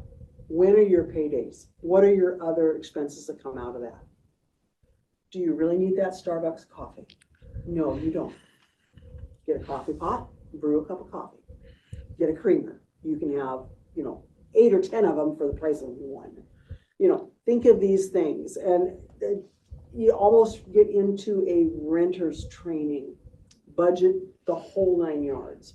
And we've had tenants that's how we've worked with them to that extent. So others, it's like, yeah, I fell behind. I got, I was in the hospital. I missed the payment. Can we just let my landlord know? I'll pay it. I'm back to work. Here, I can do this, this, and this. And they've got it all caught up within a month or two. Works great. But all the tenant had to do is make that phone call. Mhm. Let the landlord know what's going on. Yep. Mhm. Yep. And that's one of our first questions when we do a landlord tenant. Have you talked with your landlord? Have you let them know your situation? Right. No. Don't you realize that would, let's talk to him and let him know what you've been going through and that you're willing to try to work whatever can be done to make it right. Okay. Some people are just afraid. Yeah. There's fear, there's embarrassment, there's shame. I don't know how to communicate. And a lack of communication skills. And it's kind of like, ignore it, it will go away. But I say, just like a pregnancy, it doesn't. Yep. So anyways, that's pretty much it. All right. We appreciate your guys' continued funding and continue to be of the best service that we can. And if there's anything you need, just reach out. Yeah, Pass thank you this very much. information along. So if that's it, That's we'll it. get out of your hair. That's it for me. All right, we'll go into recess until 12:30, and we are back for insurance discussion. Fun. All right, good afternoon. It is 12:32 p.m. and we are here with WCRG for insurance renewal discussion. You guys are welcome to introduce yourself, or you can choose not to. It's up to you. We are live and recorded, so. Jessica Temple, Clear Solutions. Mark Sherwood, Clearest Solutions. Les Grego, Clearest. Shane Heston, Acrisure. Blair Cook, Safety and Risk Manager, Grant County. Well, welcome. We have a big decrease coming. Yeah. That's what I heard. It's Half. nothing but unicorns and rainbows. About from here on $2.5 out in million the insurance world. guess. Yeah. There's rainbows there, pot of gold. Yeah, we just wanted to take a couple minutes. We try to do this at least once a year, if not a couple times a year, just to sit down and have an informal check-in, see if you've got concerns and questions, tell you a little bit about what we're seeing. I can give you a little bit of a crystal ball, but it's a pretty murky crystal ball this early. We'll come back probably in midsummer and they can give you much better, and then we'll do formal stuff that Shane will get to you, and we'll do our forecast later on. But overall, just kind of looking at everything this morning, Grant County's looking quite good. I told Kevin and Blair, being the new people here, that they should definitely take credit for whatever's going on now, and hope that just continues and not nothing else. But the markers are good. The 5-year stuff, of course, you got some big ones still hanging out there, and that your loss ratio is not so hot over 5 years. But if you look at the current term, the last year and a half or so, really good. And when there has been an issue, let's say like last winter, we had some deputies maybe just bending some sheet metal. Boy, action was taken right away. Grant County, I think, has had some rough, time in the barrel, and kind of coming out of that. You've got a couple active ones right now. Get that dog bite. Not sure I'd even put a lot of. It's a claim we're taking. Obviously, we're fighting that right to the limit, and things look good. But I'm not sure you can fault the county for some kind of fault in the way that went down. Same with some of the jail stuff. There's some rough ones there. We're fighting. We got one at the state Supreme Court. Waiting to hear on that. Otherwise, Kevin and I were talking that you've got a crazy guy in Deer Park that sues counties for all the taxes from all time. Those we don't get too worked up about. They don't really show up on your loss ratio, but things look good. Shane, I think, has done some good work for you, reducing some of your exposures. I think that's one of the secret sauce things you can be doing to control your destiny. That probably moved the needle 6 to 10 points off of overall what could have been on the market. We're really happy with how you interact with risk management. Mark, just naturally turn to you, Blair, but that's going well. You respond to things right away. You answer phone calls. That's all very, very good. And we appreciate Grant County as a partner with us. We look at it as a partnership with you. We think a successful one over time. Cindy, obviously we work with the most on the board, but it's just good to see you guys out and about. And, the rest of our counties, you guys are all pretty tight together. That the Garfields, the Columbias, and the Skamanias, you guys all rub shoulders. So it's a good cohesive group. Beyond that, I think really feel good about where things are at the county, and looking forward to, better years to come. Mark, Jessica, anything you want to add on how things are going? Well, I guess from my seat, one of the great things is the relationship, obviously, with the sheriff's office, and their openness to work through some issues, and they're getting more and more comfortable coming to us for questions, answers, solutions for them. And I know some of that is a big part of Blair being here, having somebody immersed within the county that has worked with us and really knows our program inside and out. And that's a big thing. And so, I look forward every year or two, hopefully, to get out and do the building reviews and stuff like that. But it's just become to the point where I can't do it anymore. And so we're going to be contracting that out, and that should be coming hopefully pretty soon. We'll have contact with Shane and make the arrangements to get that done, to be able to ensure that that we can come in and we can see the forest, because we're not looking through all the trees. We're not the ones there immersed day in and day out, and we see the issues and some of the concerns and can point those out. So again, Grant County is kind of the backbone of this program, and we really appreciate the partnership. Yeah, the only thing I have to add is, we really appreciate partnership with Grant County. You've been doing a really good job getting scholarship applications to us. So we do have our scholarship program. If you're not aware, it's $1,000, and it is risk management based. So we have had, and we meet monthly on that review. The board meets to review those, to approve them. But yeah, you've been utilizing that, so that's been really good. So it's an awesome program we have.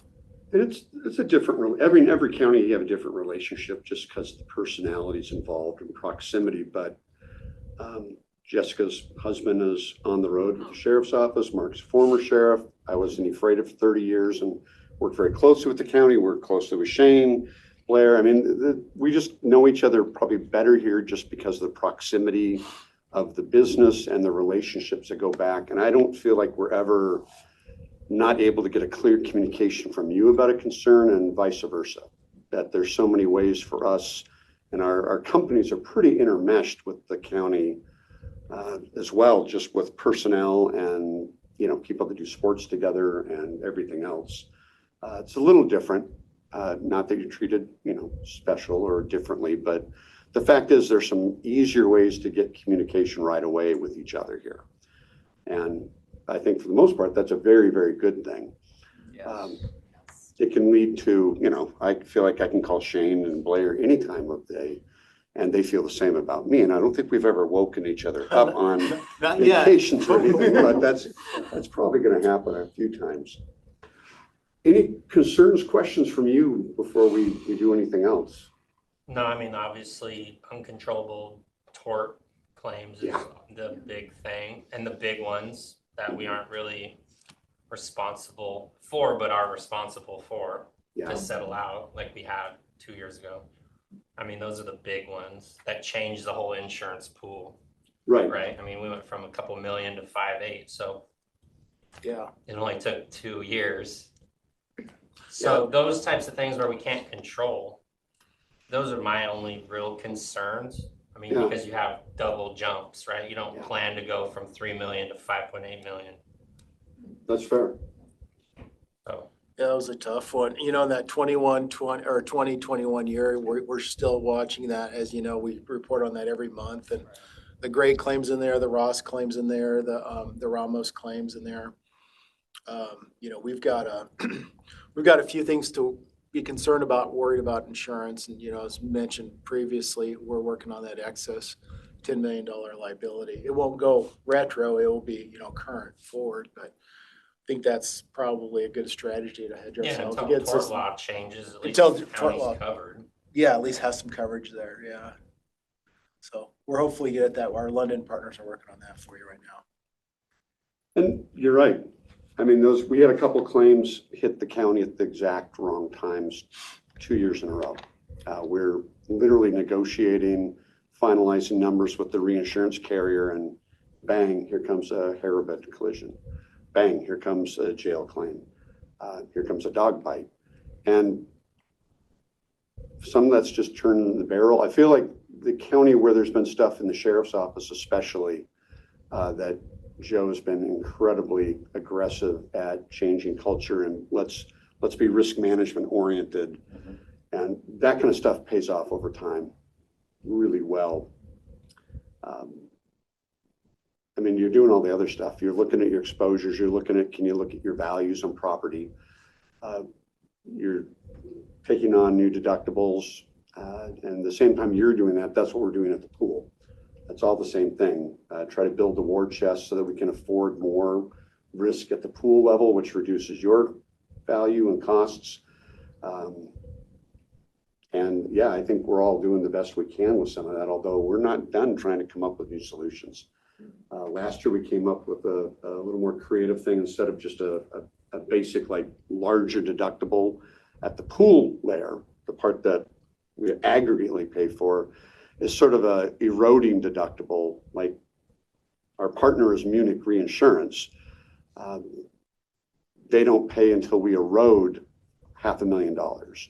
So what would normally go right to Munich, we're paying out of the pool funds, and that gives Munich a good sense of certainty. And that actually kept our rates as low as, if you can say low in this environment, but they kept them from being higher. We did just recently at a conference where we shopped the pool. We look at other reinsurance players.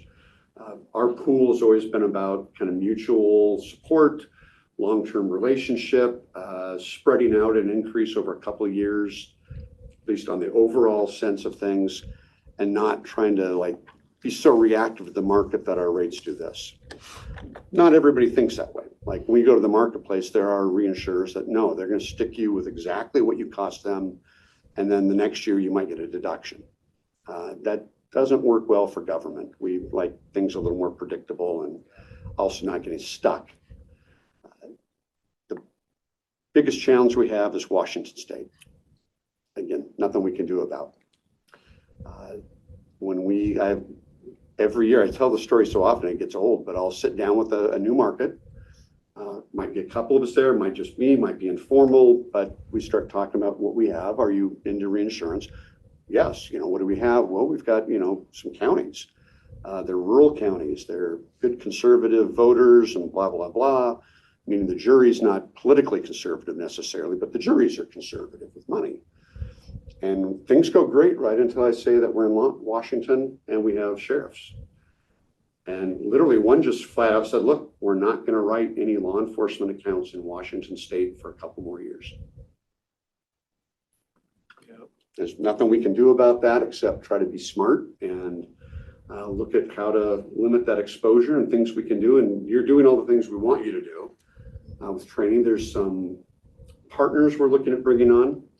Sheriff Crete has been in the middle of evaluating some of those partners. Will continue to be a pretty powerful voice in which ones we pick going forward. But they try to, using data, give a hand to the sheriffs and the police chiefs about which officers or deputies need assistance before something bad happens. That you can pick things up in their report writing. That's, well, slightly disturbing, also very exciting because it's working. We've got markets that we work with that are very high on this, and they're seeing better rates than we get. If that goes forward, I'm excited about that possibility. It won't, again, these are not things that pay off instantly. They're things that pay off over a year or two. We're also just in general looking at other partners we bring on to help us do risk, provide you some tools that are better, whether HR type skills with some of our partners that way, or some property management issues. Although I'd have to say the market-wise, property's looking pretty good. It's been at the rate of inflation for over a year now, which is big change from the COVID years.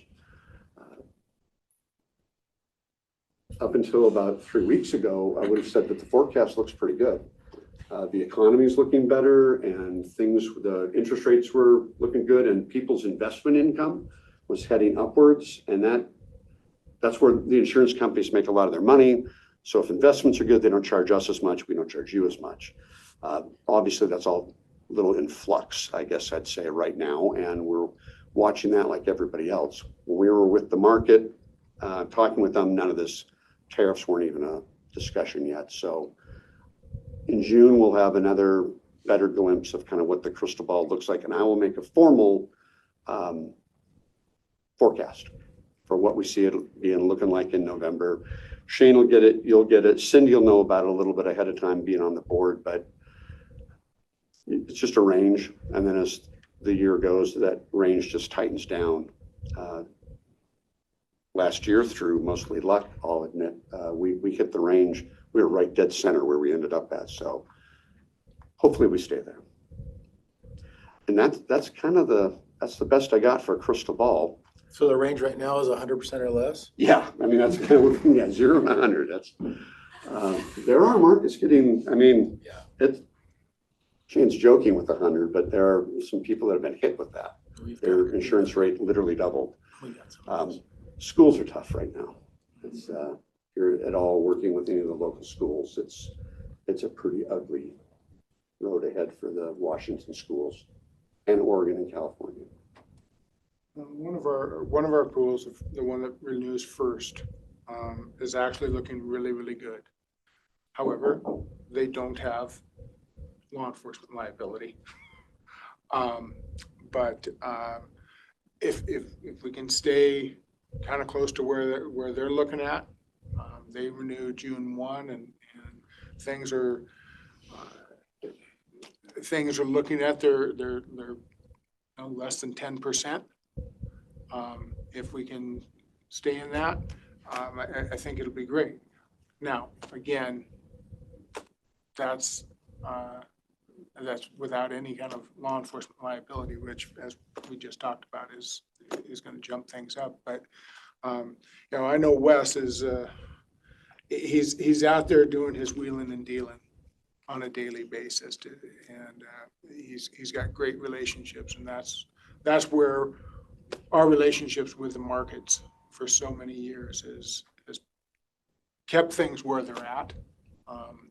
And if we can, and I see nothing but good things happening with both Shane and Blair being on your side, and the work that's getting done with them, so. Just checking everything, like on the schedules last year, as you know, we went through and made a major schedule change. Wes alluded to about 8 to 10 points. That was truly a reflection of just going through the schedules again and just trimming some stuff off that didn't need to be up there as high, and we moved some buildings down, deductibles and stuff like that. That will only continue. Are there any buildings that we have that you have any concerns with, or everything looks The new pretty jail. There's a new jail. I mean, we've spoke every time anybody's, there's a lot of new jails being built in the state right now, which is a great thing. Just being prepared that what you get from the voters, making sure you've got the M&O set aside, you've got the insurance increases set aside, because it's going to be a brand new building. It's going to be valued very highly.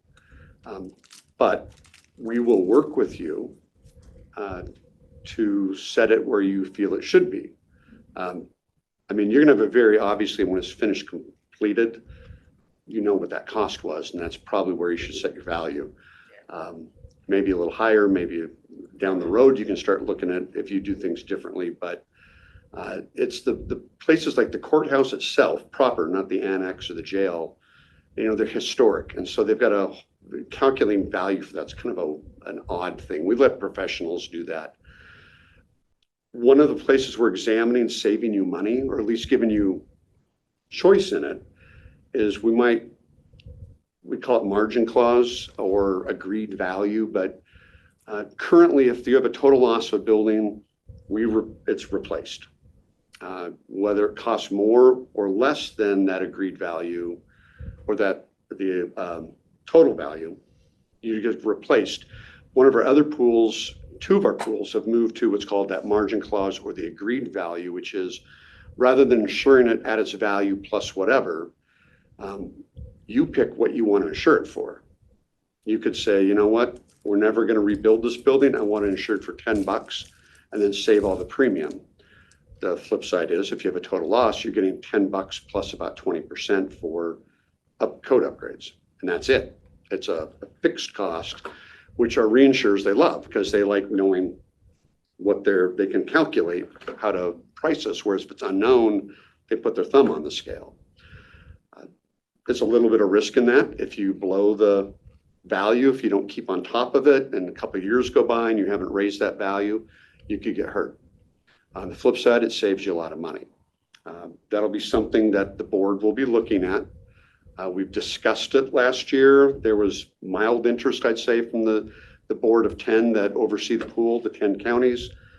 Shane will advise you on whether you think that's a good idea or a bad idea, and Cindy will kind of take that to the board. It's an option. Even if we make it out there, you still have the choice to insure it what you want it at. Other things we looked at, it's just more and more players in providing an insurance. Back in the day, we had one reinsurer and they took it from the first dollar to the last. Now, for excess insurance, we might have 6 players, each of them taking a little piece of it. So if it gets above 5 million, then it goes to the insurance carrier X. And if it gets above 10 million, it goes to insurance carrier Y. And you kind of lose the, if you will, bulk discount.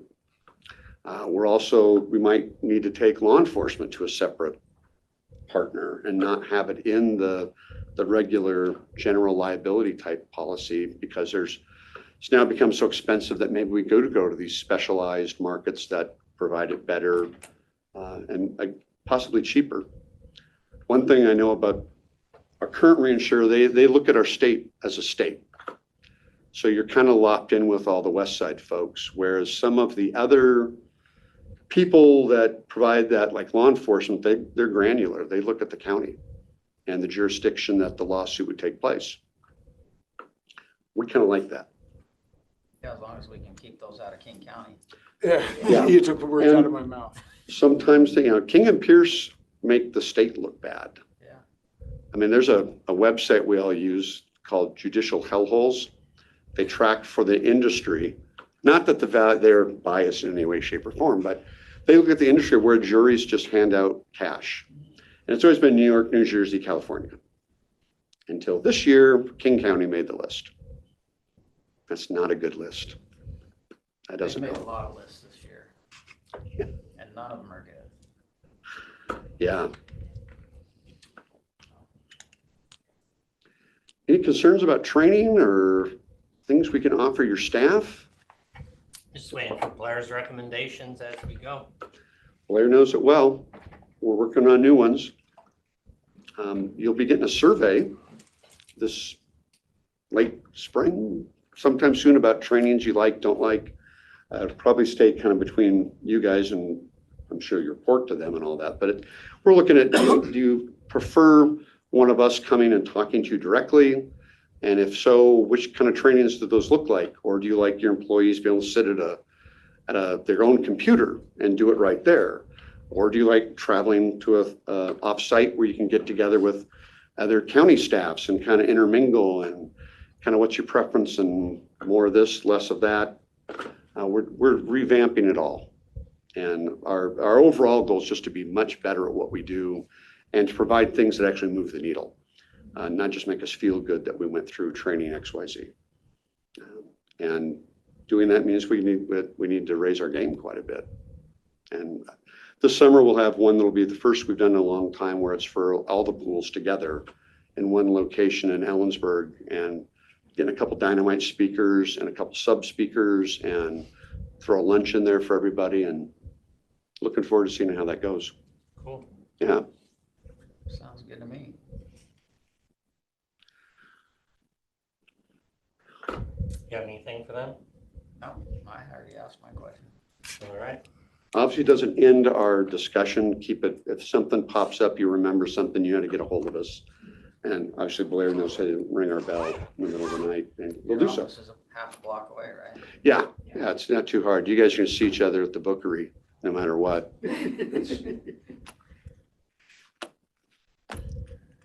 Looks good. I'll continue the discussion on the margin clause and stuff like that. It's something to really consider, but there's some giveaways and some benefits from that. Everything's a compromise. Pick your compromise. I do want to compliment you as Board of Commissioners for hiring a good risk manager. Despite it being Blair, I think that's an excellent move, and just really, really good. Shows a commitment on the county's part, and that's not unnoticed. And the fact that you stole them from us, we're going to overlook, because I think it's going to be good overall. And your broker share. Well, we appreciate you letting us take them from you.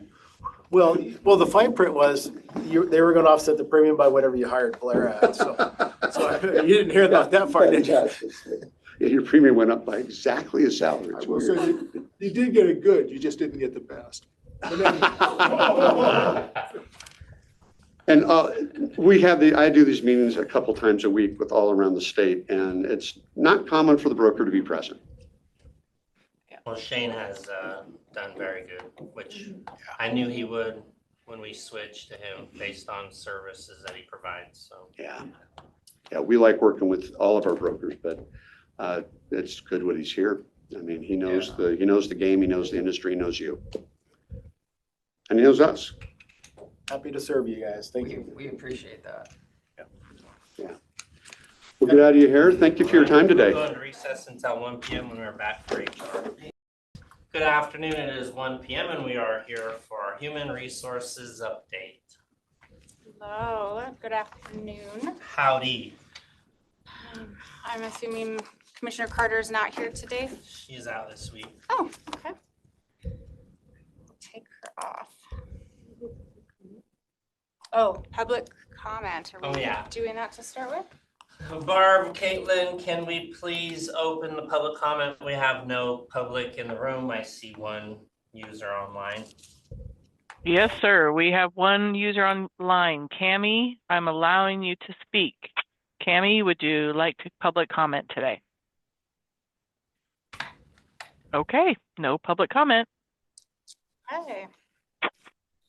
Item number 1.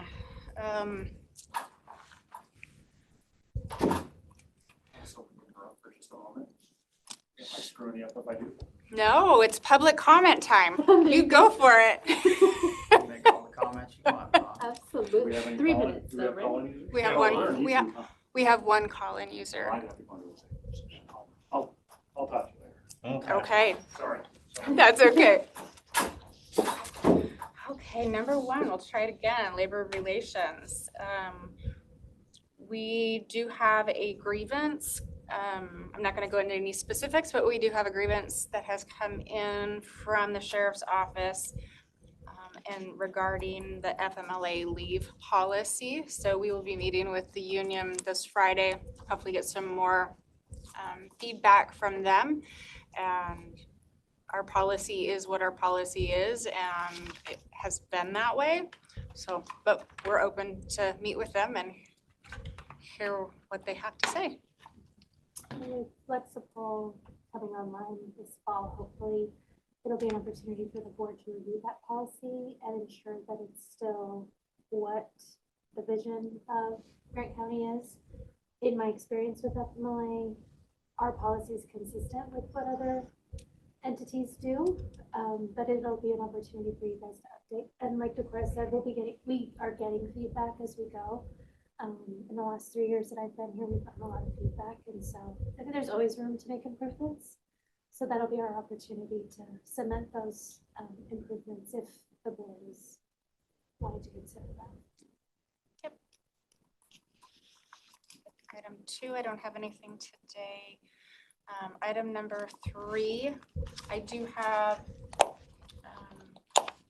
reports to provide you for your review.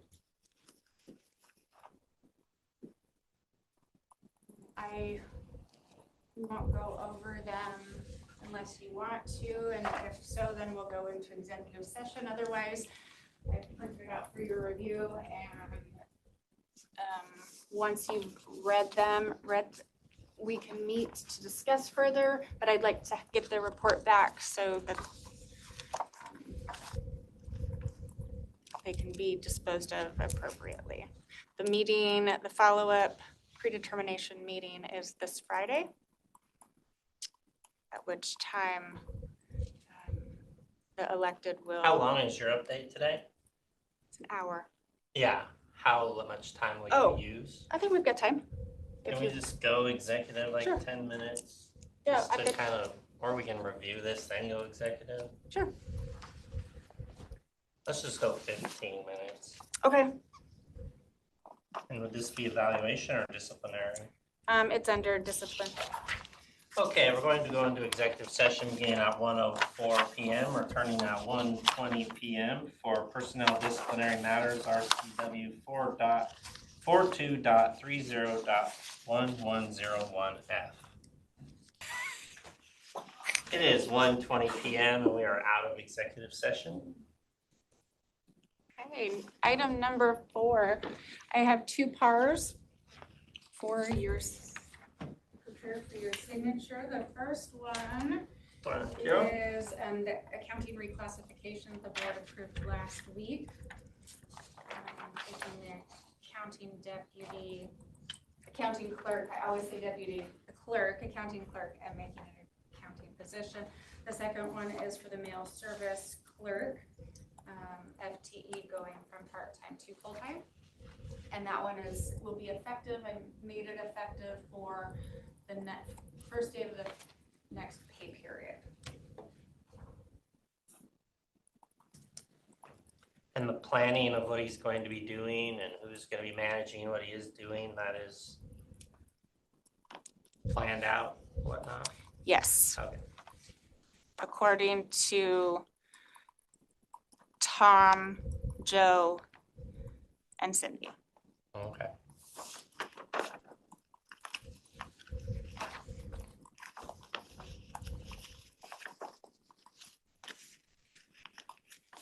And I'll trade you guys. And the next topic is position management review, as promised, a quarterly report. Oh, thank you.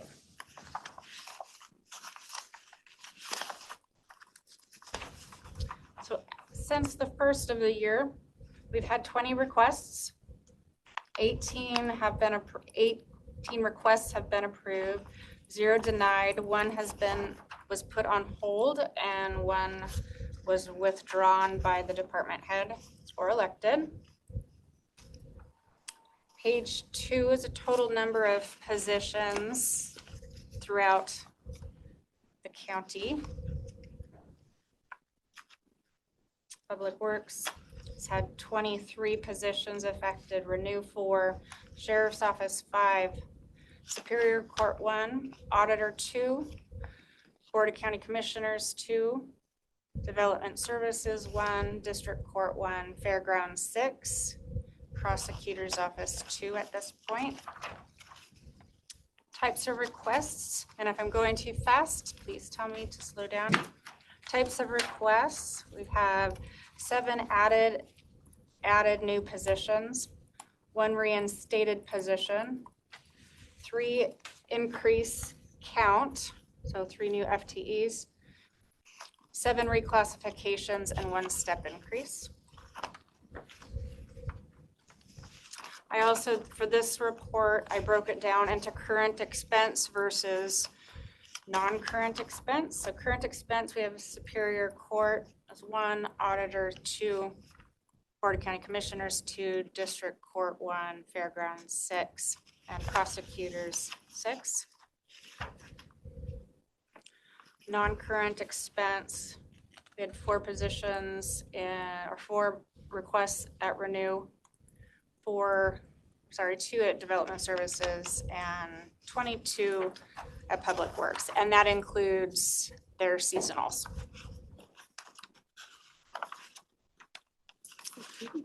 Well, their seasonals only go till like October or something. Yeah. So that is our report. Any questions about the information or anything you would like to see differently in the information? I think that was good.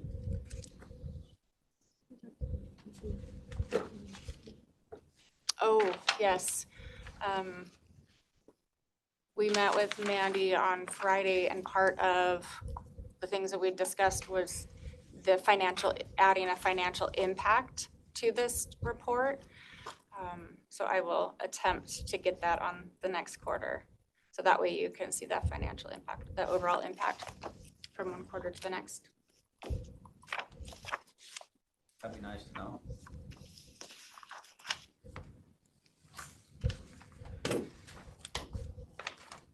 Okay, fifth item, budget, finance, and compensation.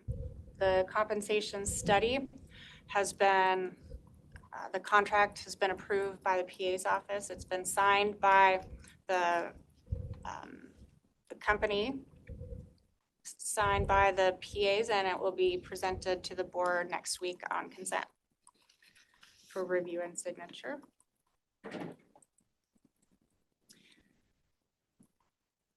Is the board going forward, now that we will have hopefully next week have a contract in place, does the board want us to put together a committee of county stakeholders, electeds, department heads, a commissioner, maybe 2 commissioners, whatever you would like, as we move forward with this company and the third party wage compensation study? What would you like to see happen with it? Do you entrust it all in HR?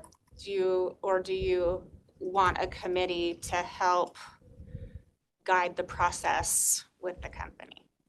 I would prefer it be in a designated, like with you, with HR, or with HR, and I wouldn't want more than just a couple people, because it gets to, The more people involved, the harder it have them can get. involved and manage it and be involved and meet with, and Yeah. it would be nice to have you, like Blair, and one person. I do see benefit in involving someone from the elected side and someone from the department head side, as it's good when you're doing change to have, the more buy-in you have from people and the more input you can get from both of those entities, it may be helpful to help move it along. I think too many is not good, but having that collaboration with the department heads and an elected. I think it's important. Yeah. So then do you have somebody that you would recommend if that's, I will still be the lead for this study, but and the HR group team will be doing all the work. Well, the people that really wanted it, not really. I mean, I'm sure Kevin would do it. I would do it. Who is HR under right now? I mean, that's how I would first look at it. It obviously. Well, my question would be, you got a company that's coming in to do this compensation study. Yes. What are their recommendations? What would they say is the best approach? I think that they would like a team approach. So having somebody, at least one person from each of the entities. So could we go to each one of those departments and say, who would you like to have on that? Yeah, I think getting one person from electeds and then to represent, one department head to represent. You could appoint somebody. Yeah. If it's not, I don't know how you feel about it, but if it's not somebody that you don't want on there, then we'd have to have that discussion. But I mean, even if we had somebody from each department, then I think that would be the way to go. Yeah. How often are these meetings? Undetermined. We haven't had conversations about how often we're going to be meeting yet. We're just waiting to get the contract completed, and then we'll have an initial I mean, one thing that meeting, comes and to my then mind when you talk about it is we have 1 hour designated every Monday. You guys have canceled a couple times. Maybe it's part of that 1 hour. of Everybody's PMR? welcome to come. We have the board here. It's all public. Oh. I mean, maybe that's an option. That's an option too. Okay. And I think Kim Allen would, I haven't asked her yet, but I think that she would be willing to participate. She's always very, wants to be engaged and wants to be involved and helpful. So I think we could extend it out to her. You know, I think that, I mean, looking at the big three, Public Works, Renew, or the Sheriff's Office, you could get one of them in because this study is going to impact them as well. Sure. But yeah, maybe we can just send out an email to each group and Have them designate somebody. have them get together and they can designate. Okay. We will work on that. Thank you. What decisions will that group be making? I just ask because you get 20 people in a room. I think it's more insight. I don't think they'll be making decisions. They'll be able to give their input to the third party regarding wages, regarding who should be used as comps, why they should be used at comps. Okay. For comps, the board will be making the decisions. Yes, that's what I was thinking. Yeah. One making the final decision. Yeah. Okay. I just remember a few times where we've done things similar to this, and then the board doesn't go with the recommendation of the majority, and then you have 2025, Rob. You're It's right. in the- That was it's in- 2024. It's in the past and we're moving forward. I know, That is I'm trying. That's why I was that like is- Kevin. Kevin's got to keep me straight. He's got to turn me back to a new Yes. beginning. That is a statement we use in HR on a daily basis. That is in the past and we're moving forward. Yeah, we have a good board, we're good. But I also think it's important, like Dakota said earlier, to promote change management and involving more people increases Yeah, that's good. communication. You're right. So that people are at the table, no I'm decisions just are being negative made. because of past history of watching. It hasn't even been very long. Yeah. But my experience is half won't show up and then they'll complain afterwards. Or we'll make a different decision and then we don't listen to them. I don't know why you involved us. So I will be better. And at That's that in the point- past. And at that point, we have honest conversations with people about, I appreciate your feedback, Kevin, but I didn't see you at the meeting. Yeah. So if you want to be involved, why don't you come to the next one? And that's how the conversation should go. Rob's growing this year. I'm gonna grow. I'm gonna Yes. grow back to my 21 self. Watch out. Well, and change management, it's hard. It's people don't like change. Yeah, that's right. And as we learned, Rob, in our NACO course, right, is that it doesn't happen overnight, but we have to make the steps forward, and that is to include people. Sometimes it would be nice just to say, nope, I'm not including any people because of all of the naysaying that may happen. But we could include people and we get lots of positive input. You're right. And I'm going to approach it with positive intent. Yes, I appreciate that. Yes, I will work on myself. appreciate that. Just see if things don't go people's way, they intentionally disrupt process. And then that- you can't hold them accountable because, And that could happen, yeah. but we will keep I will trudging work forward on in a myself positive with the way. help of my code commissioner. Wonderful. Okay, so we will keep you updated on that. And then recruitment, item 6, NeoGov is up and running and working. Yay, so excited. We are getting applications. Applicants are able to apply, able to use the system, and all is working well. How long has this been going on? It went live last Monday. How long- Tuesday, how sorry, long have last you been Tuesday. working on this software program? Well, we started the software 2 months ago. The implementation, implementation. Oh, well, that's not bad. So not bad, considering Tyler, we started a year ago and still don't have it. So it still didn't work as it was supposed to. Doesn't mean that might not happen in the future, but all of the pieces need to be in place before the recruitment system works, and they're just not. So we're excited to have NeoGov back, and we do expect, anytime you implement something, some bumps in the road. But we've used this product before and it was successful within the county, and our implementation has been very smooth so far, knock on wood. So I have nothing but good to say about it.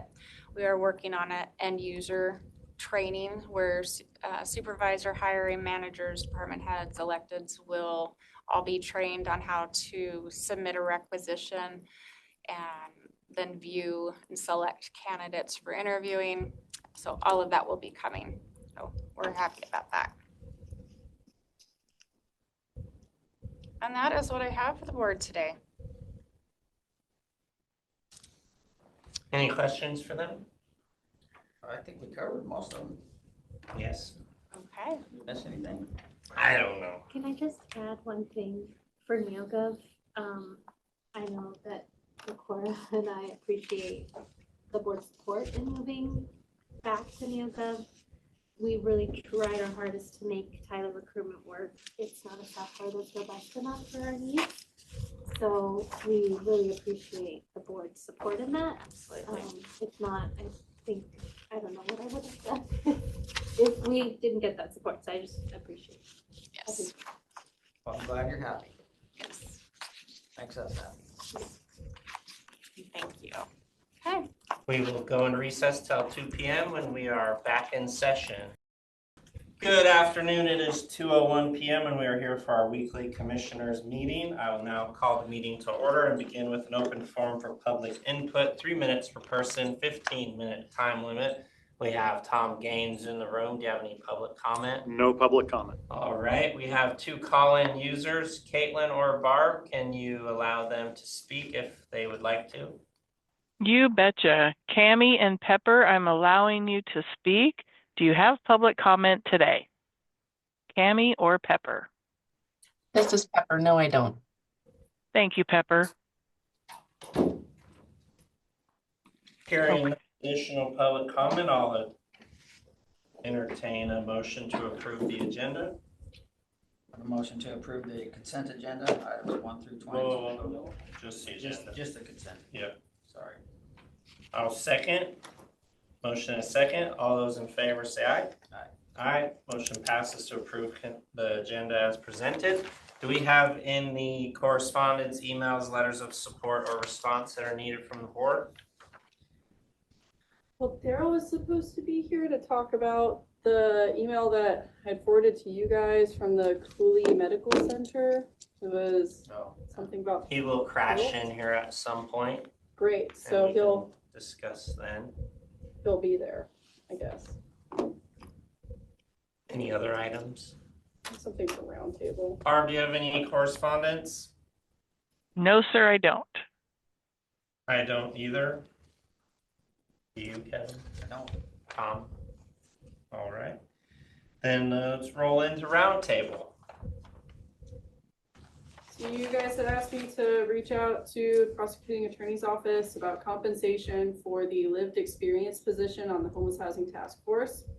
Barbara Dorbeck would just like to know specifically what you guys are looking for. She reviewed the community compensation guidelines. The task force meets the definition of a class 1 work group.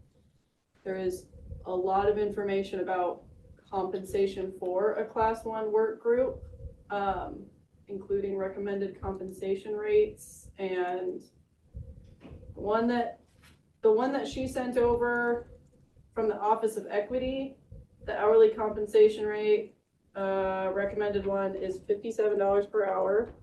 And that is for people who meet the low income definition. What specifically would you guys like to know? How much did you say it was? $57 an hour for those that meet the low income requirements, which is an individual whose income is not more than 400% of the federal poverty level adjusted for family size. And that's listed out in RCW 43.03.220. So this person would basically have to provide us a tax statement showing that they're under the 400%. There's a few different ways that you can ask for that information, and that's listed out in the Office of Equity's guidelines. We've never had to do it before, but if we do have to do it, then I'm good with doing it. But yeah. She said that she read through the best practices section and she doesn't see any issue following them. She was just wondering if there were any specific questions that you guys had when it came to compensation. I don't really have any questions on it. I would just say that this was brought up during a meeting and the board felt that the person should be compensated, and then it came to us and went to legal, so.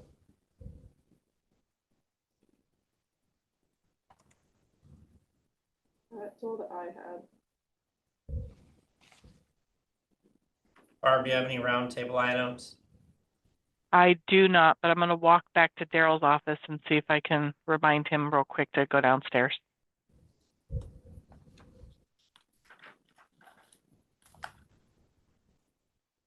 Can we discuss that when he comes, or do we need to wait for him in roundtable?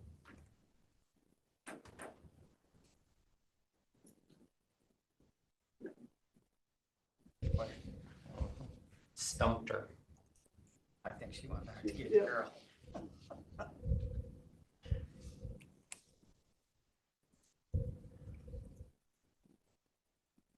Daryl is on the phone and he did acknowledge he'll be right down. So should we wait for him? Totally up to your call. Got time. Okay. I've not heard back from LDC about that TBD line. The only thing I saw was that it said it was optional. So there's that. Yeah, I did send that letter off to Dan Newhouse and Michael Baumgartner's office regarding the municipal bonds. Already heard back from Dan Newhouse's office. They had signed on to the letter from Congressman Dan Bacon and in support of it. So that's already been done. So hopefully I'll hear from Baumgartner's office.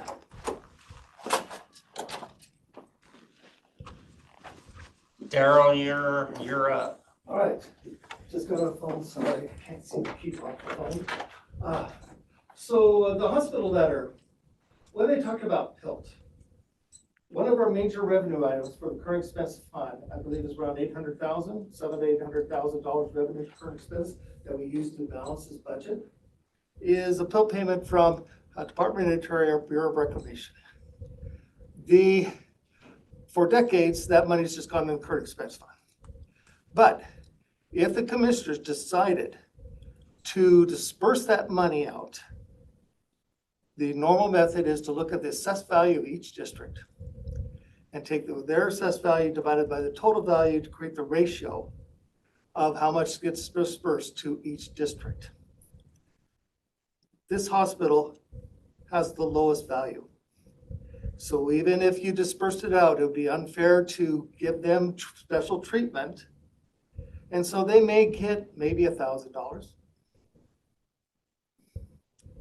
And I'm not sure if we want to create a big gap in our budget so they can get a benefit of $1,000.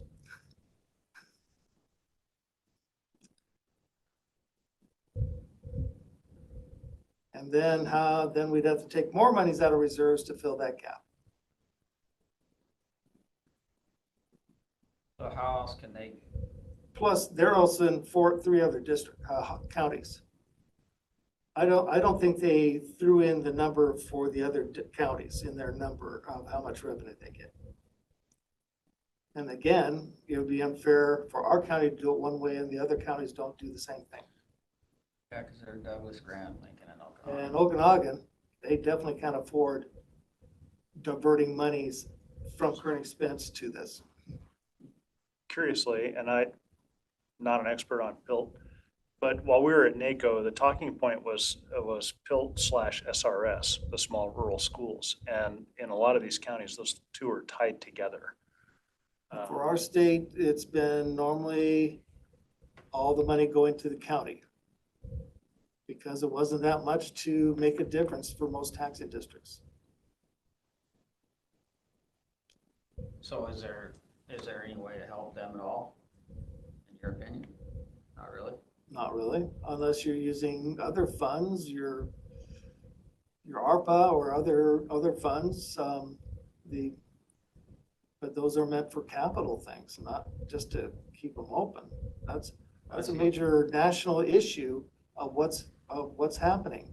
I just had a lunch with the state treasurer, and we brought up the huge percentage of money that comes from federal government regarding Medicaid. But most of the money they get from the federal government goes towards Medicaid. So for AppleCare and all this stuff, and which impacts more greatly rural counties than the larger counties who don't have as many people on it. And so if they're worried about all those people not able to pay their bills, that's a federal issue. Well, I don't see how a county can solve that federal issue. Well, it appears that most of these, the majority of these parcel owners are Bureau of Reclamation, State Park, National Forest Service Department, DNR. It would be better for that the push our legislators to consider a different type of PILT for all these different type of federal entities that don't pay PILT at all for their values of properties. Getting a PILT on dams. That seems fair, but that's not currently in federal law. Right. It should be your Congress that provides those solutions. No county's gonna be able to So solve would your that. recommendation be for us to, just to let them know that I mean, there's not really a whole lot we can do about it? Well, That they need to talk to the It'd be vet? so little, the revenues they get on such a change of methodology would be hardly noticeable.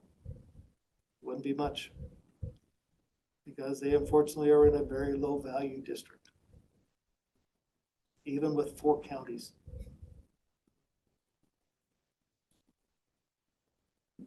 And unfortunately, they're dependent on the federal dollars to help their budget. Well, how are they currently running? Do you have any idea? I mean, Well, they have a lot of money. It's been slowly trickling down. They get a whole bunch of money from the Colville tribes as well. But those monies are probably come from federal monies as well.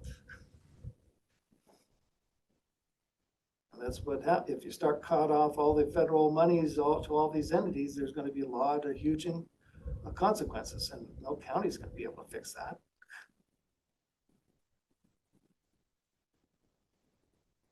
Now, if they want to privatize, sell their building and lease it and take that money to use to pay for things.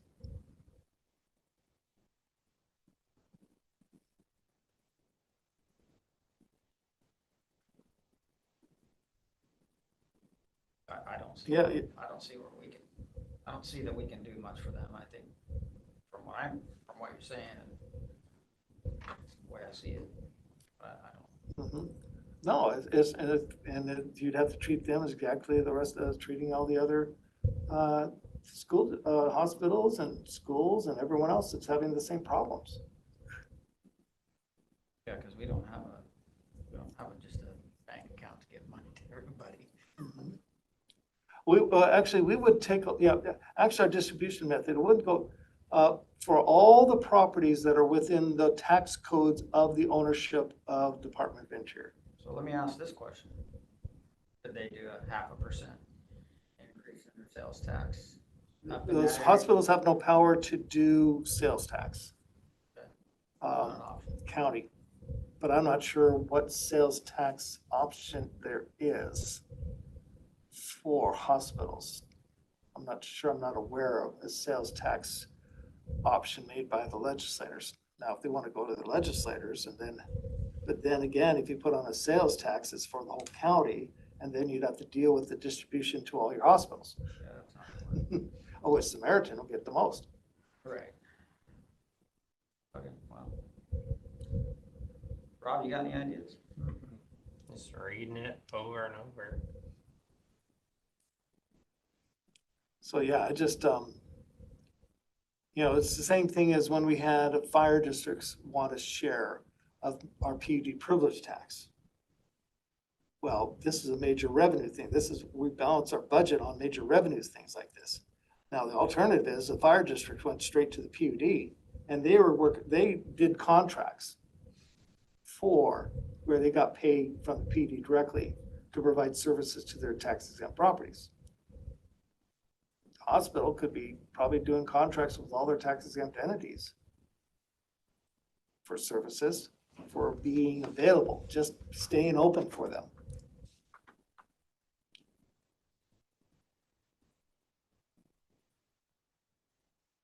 And you said they would only be receiving about $1,000. That's my guess. And actually, it's not value. It'd be levy rates.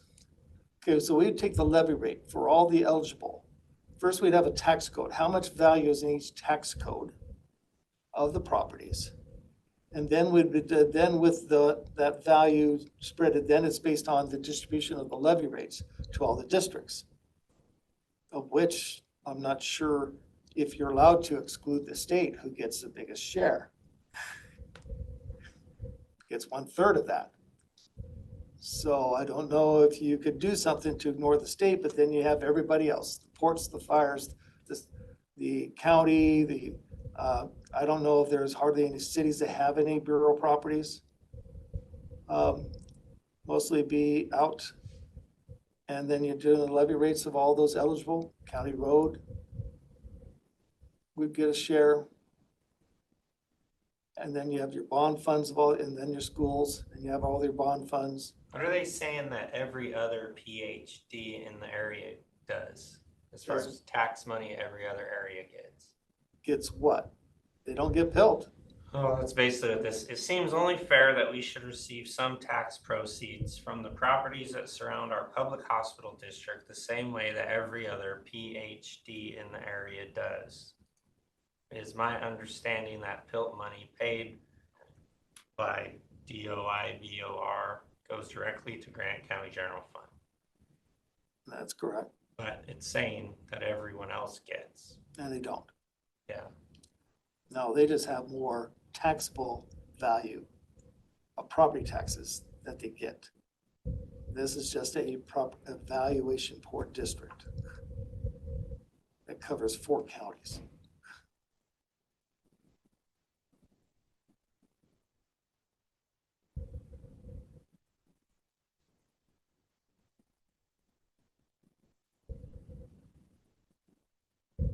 But I'd also express concerns that the registered warrants of us keeping you open for 3-4 years is no longer an option for cash flow assistance. In a way, they're talking about, they're inferring that they are seeing a cash flow problem coming soon. We also now want to also address that how we saved them in the past is not going to be an option this time around. Are you talking about this place specifically? We had 4 hospitals all at the same time that were on registered warrants where they were underwater. And the county did registered warrants and kept them open for years.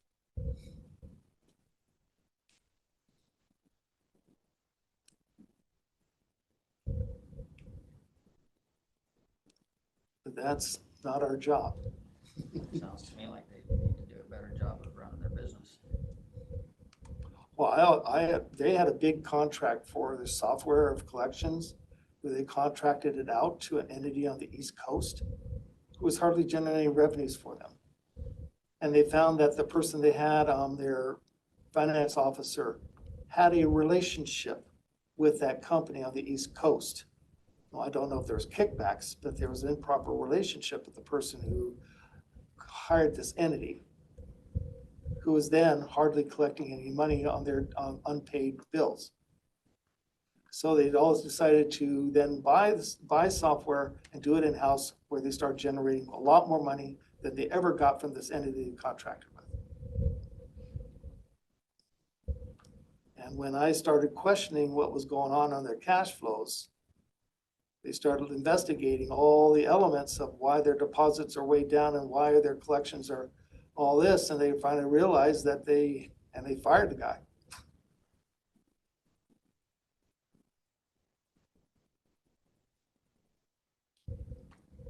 I'm not sure this is going to be a solution for them that's going to have any significance. Well, no, it doesn't. I mean, I don't see it changing anything, but.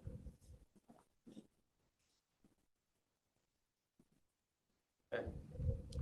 But is that candy? Yeah, you want some?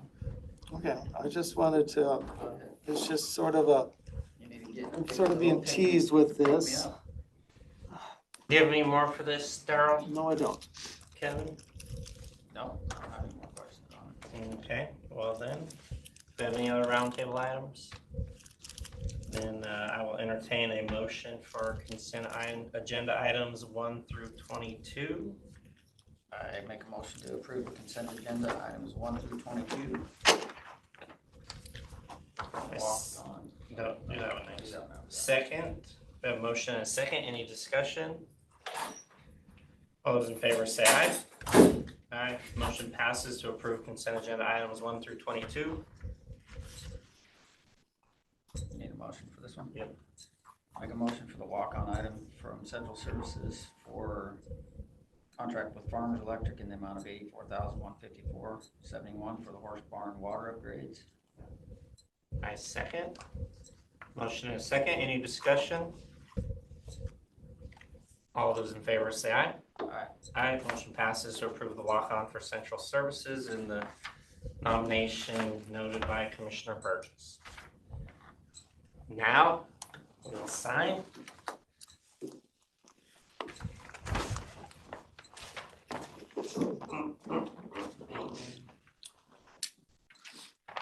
Here you are.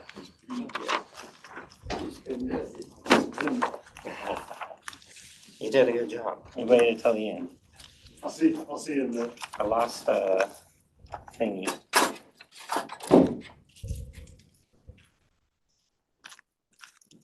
Thank you.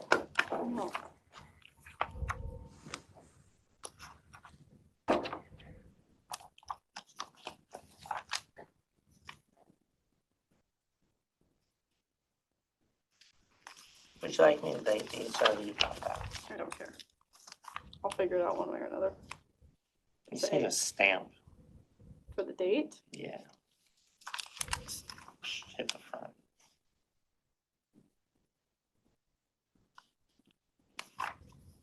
It's your AP badge.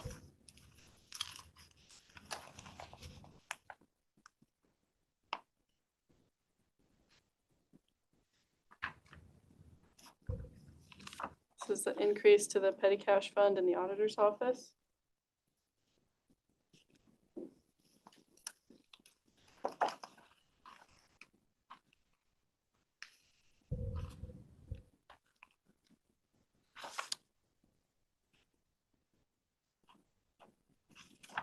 It's an amended out-of-state travel request.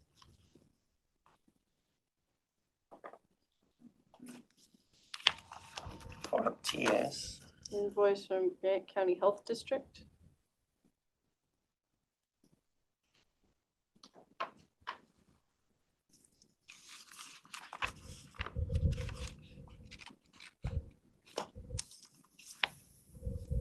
Invoices from Cooley Creative.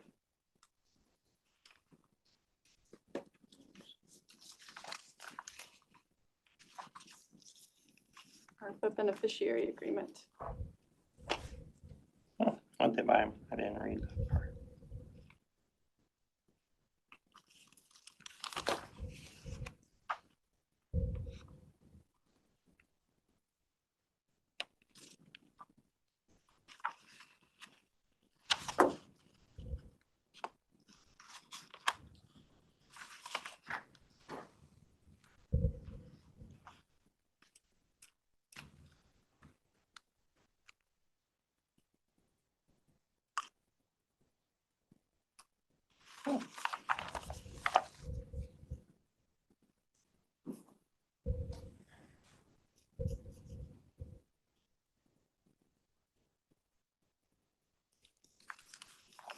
Subrecipient agreement, the CDBG grant.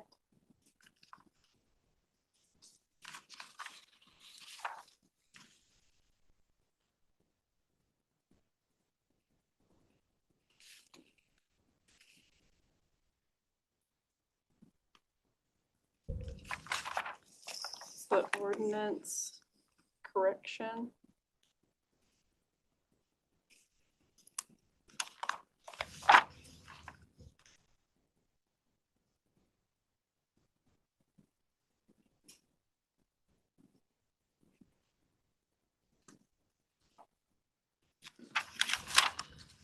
Request for Rochelle Bowman to sign for the Westwind Media, it's the social media manager. It's a letter of support, congressionally directed spending community project.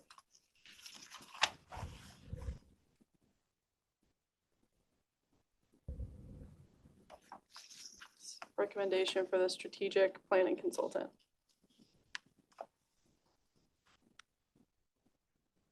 Are we rolling forward with this one? Dang it. Did you get any feedback? They didn't respond yet, but that TBD section did say optional.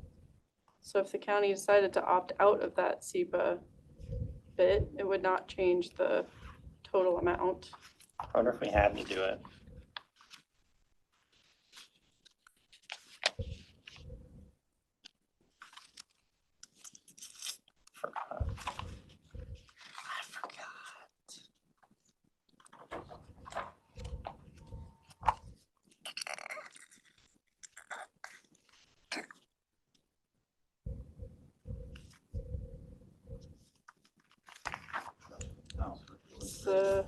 No, this is the LDC strategic planning consultant.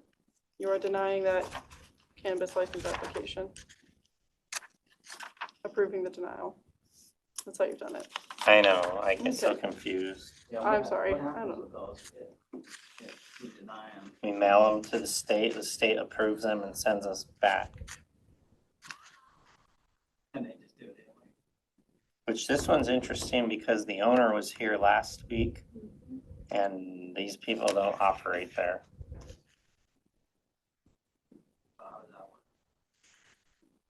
They just sub it out somebody else. No, well, yes, but they aren't subbed out to.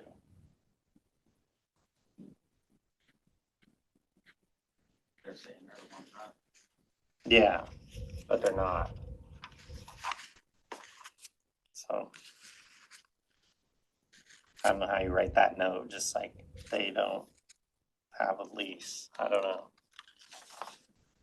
We don't allow it in that zone, but when the state comes back to It was allowed in the zoning. So it has the conditional use permit.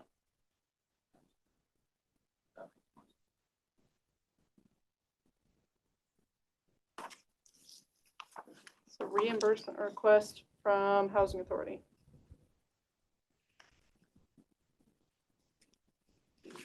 Reimbursement request from nope, City of Moses Lake. CBTG. Yeah, that one. This is a request to, Pins. yes. Okay, let's go for this one. There's the red one right there. Hmm.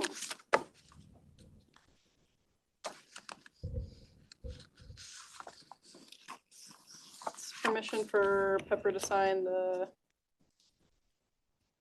catering contract.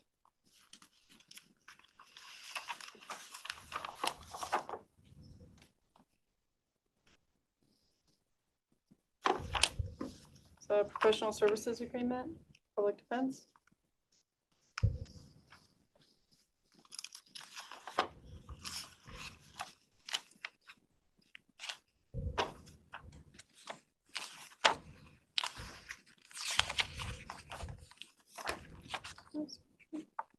The amendment 9, change number 2 for parametrics.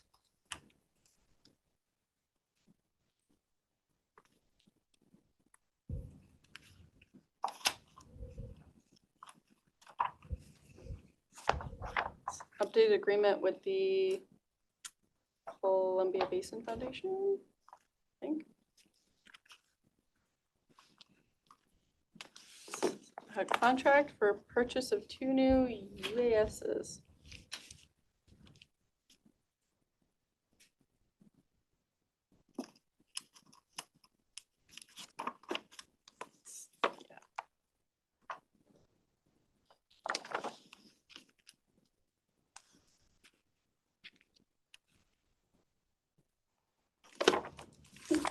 Purchase order.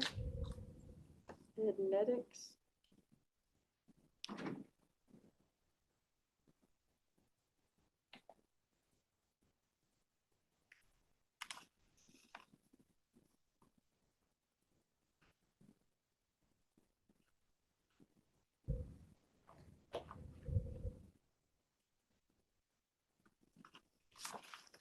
It's another purchase order for Genetics.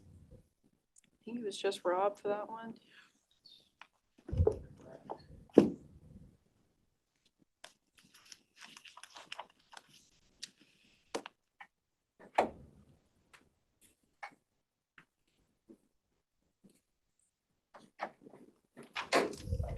Bless you. That's Jean's it. showing me a soda. I'll take it with some flavor in it. Okay. I'm just Just any flavor or? I don't know, cherry, strawberry. Anything else for this meeting? Thank you for your service. Thank you, Barb. And it is 2:32 p.m. and we will go into adjournment. Go, that one.